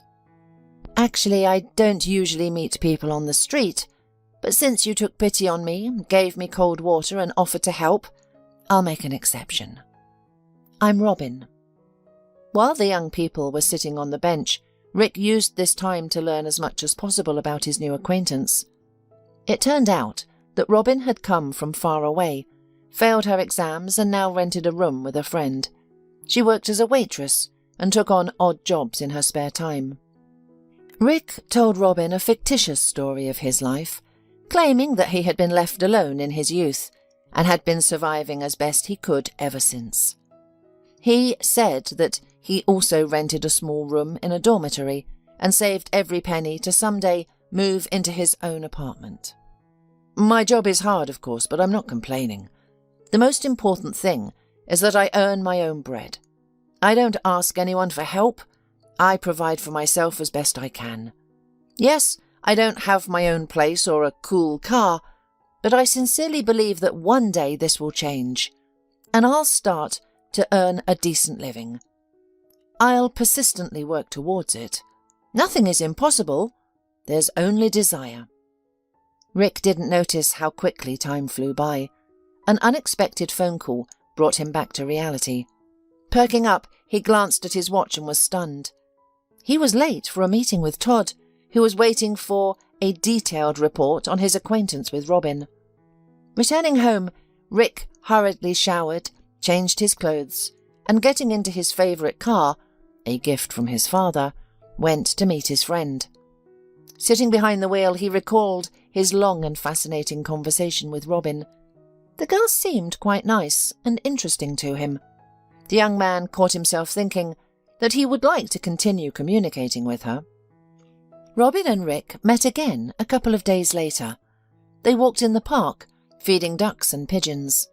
The young man, forgetting everything else, watched the red-haired girl, eagerly absorbing her every word. She attracted his attention by constantly surprising him. A guy spoiled by women's attention. When a stray dog suddenly ran up to the couple, Rick froze in fear, while Robin approached the fluffy creature and affectionately stroked the top of its head. The dog fell at the girl's feet and began licking her hands, which never stopped caressing its white head. "What are you doing? It's a stray dog. Take your hands off it. It might bite you, and you'll end up in hospital with rabies. What if it's carrying some terrible disease?" exclaimed Rick, looking at Robin, who was enthusiastically talking to the dog. "She won't bite," said Robin in a soft voice, smiling kindly. "This is an incredibly sweet, affectionate, gentle girl who has already grown fond of me. We quickly found a common language. She's healthy. She just had bad luck with her previous owners. See the scar next to her left eye?" Rick looked closely at the dog's snow-white face. He noticed a large scar near her left eye and was horrified. The young man realized that only a human could have left this terrible mark. He was shaken to his core by what he saw. He had never considered that many innocent, defenseless animals become victims of cruel, heartless people. Rick had never been interested in nature or animals before. He was much more concerned with endless parties in nightclubs and girls with whom he spent nights out. "Pet her," Robin said quietly, suddenly taking Rick's hand. "Don't be afraid, she won't bite you. She was once hurt terribly and almost left blind, but she remained kind and affectionate despite that. I feed her regularly. I can't take her in yet, but one day I will." Rick looked at the statuesque, beautiful girl whose red hair danced with sunbeams, and his heart filled with a trembling excitement he had never experienced before. The young man realized he had never met anyone remotely like Robin. To him, Robin was a wonderful book full of secrets, surprises, and riddles. He timidly touched the dog's soft head and smiled broadly. At that time, he himself had not yet suspected how much this brief moment, filled with touching tenderness and love, would influence his fate. "Tell me, friend, how are things on the personal front? Have you already charmed the red-haired provincial girl? Is it hard for you without a cool car and other luxuries of a rich life? All the girls used to fall at your feet, but now you'll have to work hard. Show the beauty of your soul to this woman so she'll appreciate your character, not your wallet," Todd said in an ironic, pompous tone, looking at Rick curiously. Rick didn't hear his friend's impertinent words. His heart and thoughts were occupied with the girl he hadn't seen for 3 days. Robin had disappeared. She didn't answer her phone or come to work. It was as if she had vanished. Rick couldn't find peace, consumed by worry and an unbearable longing for her. He went to the cafe where Robin worked every day, but no one knew where she was. The young man realized he knew too little about the life of the girl he had begun to care for. The fact seriously upset him. Rick walked around with a sullen look, noticing nothing around him. "Stop mocking me," he muttered angrily, looking at Todd. "I haven't seen Robin for 3 days now. It's like she's vanished into thin air. She doesn't come to work, she doesn't answer her phone. I don't know what to do." "What concerns you more? Her sudden disappearance, or that the risk of losing the bet has increased dramatically since she vanished?" "I don't give a damn about the bet," exclaimed Rick. "I'm worried about Robin. What if something's happened to her? She has no one to stand up for her. She's alone in a big city with no money and no connections. What if Robin's in trouble?" Suddenly, Rick's cell phone rang. He pulled his smartphone out of his pocket with a sigh and saw that it was his father calling. The young man reluctantly pressed the phone to his ear and quietly said hello. Mr. Tyson asked his son to urgently go to his business partner's house and pick up some documents. Rick had no desire to go to the other side of the city and solve his father's problems, but he couldn't refuse. His father's driver had suddenly fallen ill, and his assistant was busy with another important matter. Rick quickly said goodbye to Todd and got into the car. Mr. Tyson's business partner lived in a luxurious Mediterranean-style villa with an amazing panoramic view and a huge swimming pool. Rick, who had thought nothing could surprise him any more, was impressed.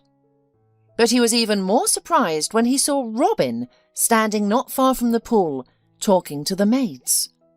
The young man froze, unable to believe his eyes. Just a few meters away stood the very person he had been desperately searching for. Robin also noticed Rick and was stunned. The girl ran up to the dazed guy and exclaimed, "Rick, how did you find me?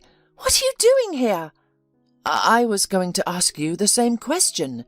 You suddenly disappeared. I haven't been able to find you for 3 days. I was sure something had happened to you. I was worried. And you?"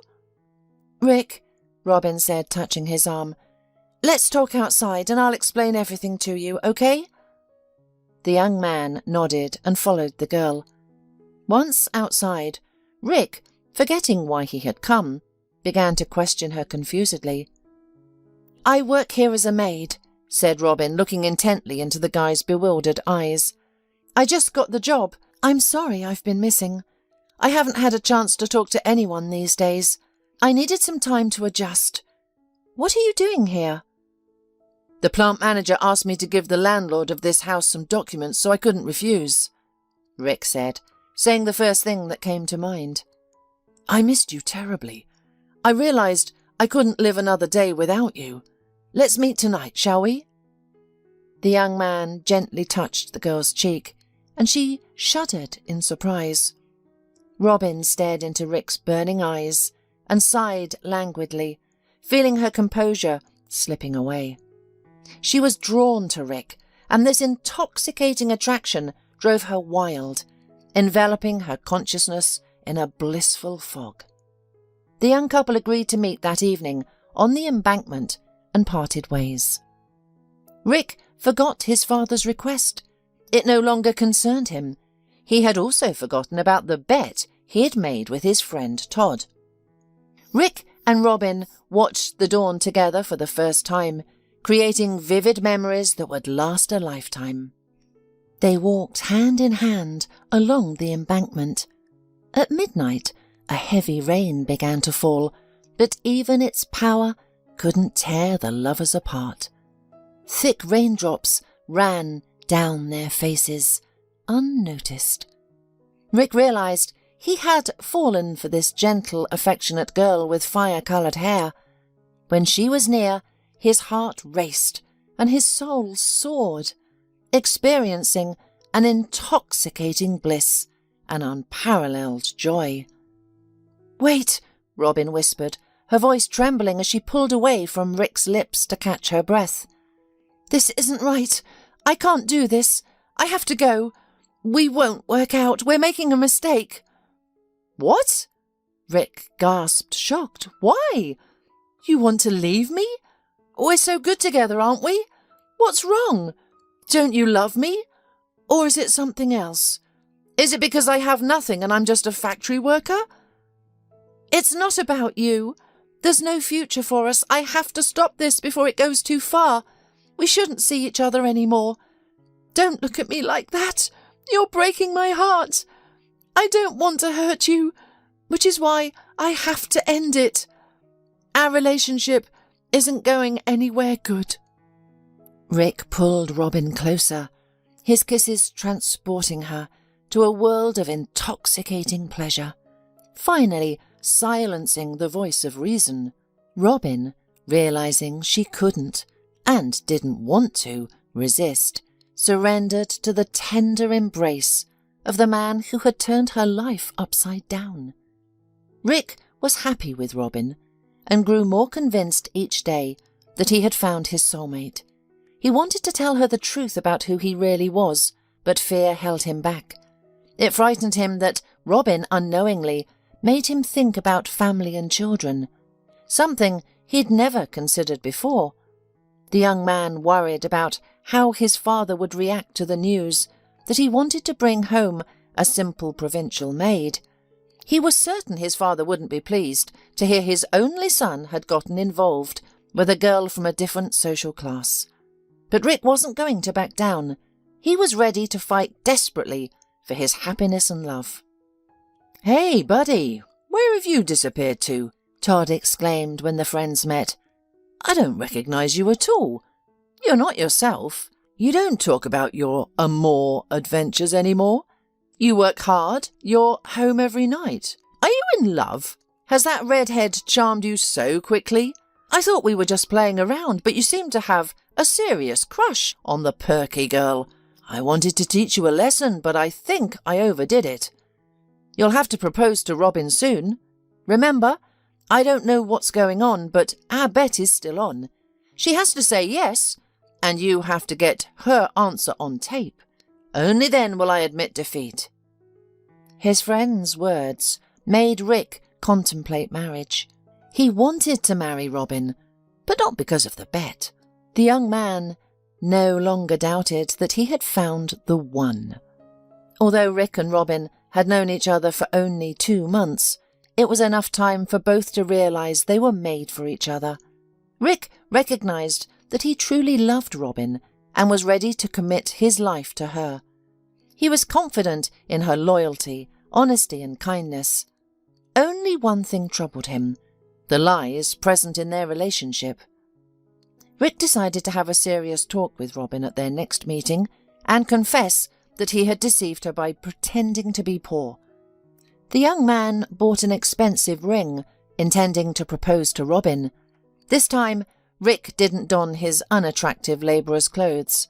Instead, he chose a suit from a famous designer. After tidying himself up, he set off to meet his beloved, brimming with love and excitement. Seeing Robin, Rick smiled broadly and waved.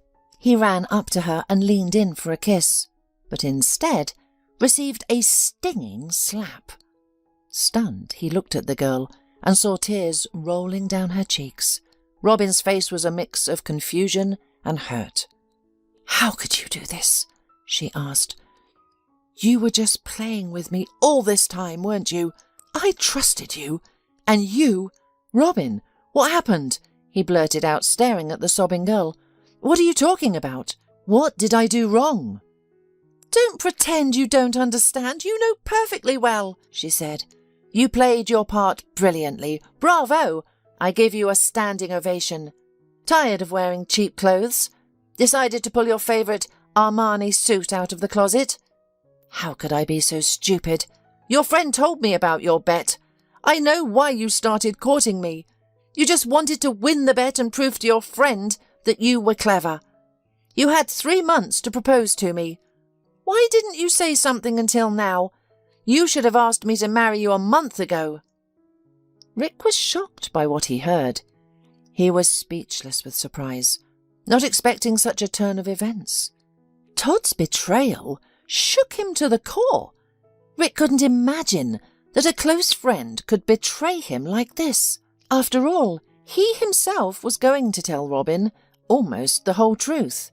It should have been him, not Todd. Rick had no doubt that the girl would have accepted the truth more calmly if he had talked to her frankly himself. Rick was seething with anger. His blood boiled with rage at the despicable act of a man he had considered his loyal friend. The girl's tears caused him heartache as he realized he had made an irreparable mistake. "Robin, I've wronged you terribly," Rick exclaimed. "I lied to you. I bet with Todd and started meeting you because I wanted to win a bet. But that was only at the beginning, believe me. Robin, as I got to know you, I fell in love for real. You're the best thing God has sent me, a true treasure. I love you madly and can't live without you. I'm so sorry we started with a lie. I can't fix it or turn back time. Please forgive me if you can. I soon regretted that bet with Todd." "You never loved me," Robin said bitterly, her eyes filled with resentment and disappointment as she looked at Rick. "You only played me, cruelly played me, and I was a naive fool. Don't ever come near me again. Do you hear me? Forget about me. It's over between us. I've learned my lesson. Goodbye, Rick." With that, Robin ran away, choking back tears. Rick was furious. He got into his car and drove to Todd. He burst into Todd's apartment like a whirlwind and punched his friend square in the face. Glaring at him with hatred and contempt, he thundered, "You're nothing but a lowlife." Afraid he couldn't control himself behind the wheel, Rick decided to walk along the embankment to calm down and gather his thoughts. His head spun from everything that had happened. His heart ached, knowing he had hurt the girl he loved with all his heart. The young man felt desperate, realizing that Robin, being too proud, might never forgive him. After calming down, Rick resolved to fight for his happiness. He called and messaged Robin every day, but she neither answered his calls nor replied to his messages. She persistently ignored him, pretending not to notice his attempts to make amends. Robin no longer appeared at the cafe where she had once worked as a waitress. Rick missed her terribly and felt consumed by loneliness. He lost interest in everything that used to bring him joy. After another sleepless night, Rick decided to visit the place where Robin worked as a maid. He remembered well the address of the luxurious villa. Early in the morning he went there, hoping to talk to Robin and once more try to explain everything. To his surprise, half an hour later, he saw the gate open and Robin emerge with a tall, thin man in his 50s. The man gently stroked Robin's cheek, kissed her forehead, then got into his car and drove away. Rick froze in shock. Anger immediately engulfed him. He ran up to the girl and exclaimed, "I see you're not suffering or crying into your pillow. Spending time with your master? Got yourself a wealthy lover, have you?" "Rick!" Robin was surprised to see him. "What are you doing here? Spying on me? I don't have to justify myself to you. You're nothing to me. Go away. I told you I don't want to see you." "So, that's how it is," Rick said resentfully, looking defiantly into Robin's green eyes. "I don't need your excuses. I'm not a fool or blind. I understand everything. Good luck to you." Saying this, Rick got into his car and drove away. Behind the wheel, he called his father and said, "Dad, I agree to meet your business partner's daughter. Let's have them over for a family dinner. We'll get to know each other then. I should have said yes right away. Let's do it." Rick's words pleased Mr. Tyson. He immediately called his partner and invited him, his wife and daughter to a family dinner. After that, he called the housekeeper and informed her that important guests were expected the following evening and the reception should be of the highest standard. Rick was furious with Robin. He was convinced that she had immediately found a replacement for him, that she had begun sleeping with the owner of the rich house where she worked as a maid. The young man was bitterly disappointed by what he had seen on the street. He decided he had been mistaken about Robin, attributing qualities to her that she never possessed. Now he knew that his beloved had turned out to be as hypocritical as those girls from the provinces who came to the big city hoping to seduce any millionaire. Rick berated himself for having opened his heart to the girl and allowing himself to fall in love with her, and to get back at her, he agreed to meet his father's business partner's daughter. When evening came and the important guests arrived, the young man put on his favourite black tuxedo and walked downstairs confidently. But he froze in place when he saw the tall, thin man who had recently hugged and kissed Robin enter the house. Rick was even more shocked when Robin, dressed in a luxurious bright blue dress, entered after the man. Their eyes met. For a moment, Rick and Robin looked at each other, oblivious to their surroundings. Both were in a state of shock. Rick managed to control his emotions. He slowly approached the guests and smiled at them casually. Robin also composed herself and pretended that nothing unusual had happened. The former lovers continued to glance at each other, but no one else noticed. "Son," said Mr. Tyson, looking hopefully at Rick, "this is my business partner's daughter. I've told you about her many times. This is Robin." "We've already met," the girl whispered embarrassedly in one breath. The men were surprised that their children were already acquainted. They knew nothing about what had transpired between Rick and Robin. Rick had questions that kept him in suspense. He couldn't understand how a poor provincial girl had suddenly become the daughter of his father's partner. Had she also deceived him as he had her? Rick offered to give Robin a tour of their unusually beautiful garden, and she readily agreed, wanting to be alone with him. As soon as they were out of earshot, he asked, "What's going on? I don't know what to think anymore. You've turned my whole life upside down. Why are you in my house?" "It's quite simple," Robin replied quietly, taking a deep breath. "A few months ago, my father decided to introduce me to his business partner's son. He asked me to be an obedient model girl and try to charm this promising lad, a marriage he thought would be very advantageous. His presumption enraged me. I refused to indulge my father and socialize with someone just because he came from a wealthy family. My dad's prejudices often infuriate me. He believes the heiress of a large empire should only associate with her own kind. I was furious and told my father I wouldn't meet his business partner's son, that I'd decide whom to be with. I asked him to stay out of my personal life. I admit I was harsh. To punish my insolence, he took away my money and made me work as a waitress in a cafe. He also assigned me an area to clean daily. I had to obey, but anything was better than agreeing to that meeting. It was a matter of principle. I wanted to make it clear that my private life is mine alone, and no one, not even my father, has the right to overstep those boundaries. I was willing to work harder to prove my point. So I started working, and then you appeared and began courting me. At first I ignored you, but your persistence won me over. You snuck into my heart and mind. I fell in love with you. That sweet feeling terrified me. I knew we had no future, but I couldn't help it. I was consumed by my love for you, regardless of what people would say or how my father would react. I wanted to spend my life with you, but then you wounded me deeply with your lies. After I calmed down, I decided I wouldn't let you destroy me. I told my father I'd meet his business partner's son. He was overjoyed, thinking he'd taught me a lesson. I had no idea you'd turn out to be the very son I'd stubbornly refused to meet. Fate is unpredictable. Nothing can surprise me now. Rick listened, dumbfounded.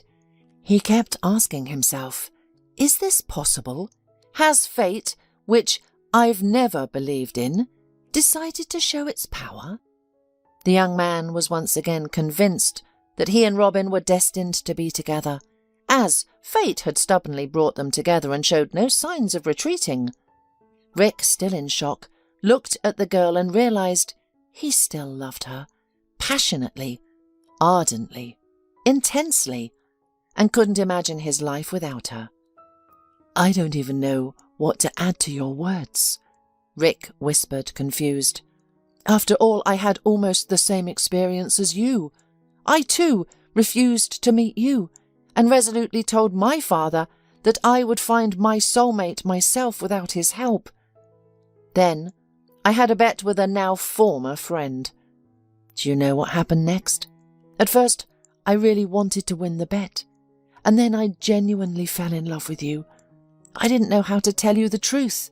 I was afraid you wouldn't understand, wouldn't forgive me, and would turn away from me. I didn't want to lose you, so I kept quiet.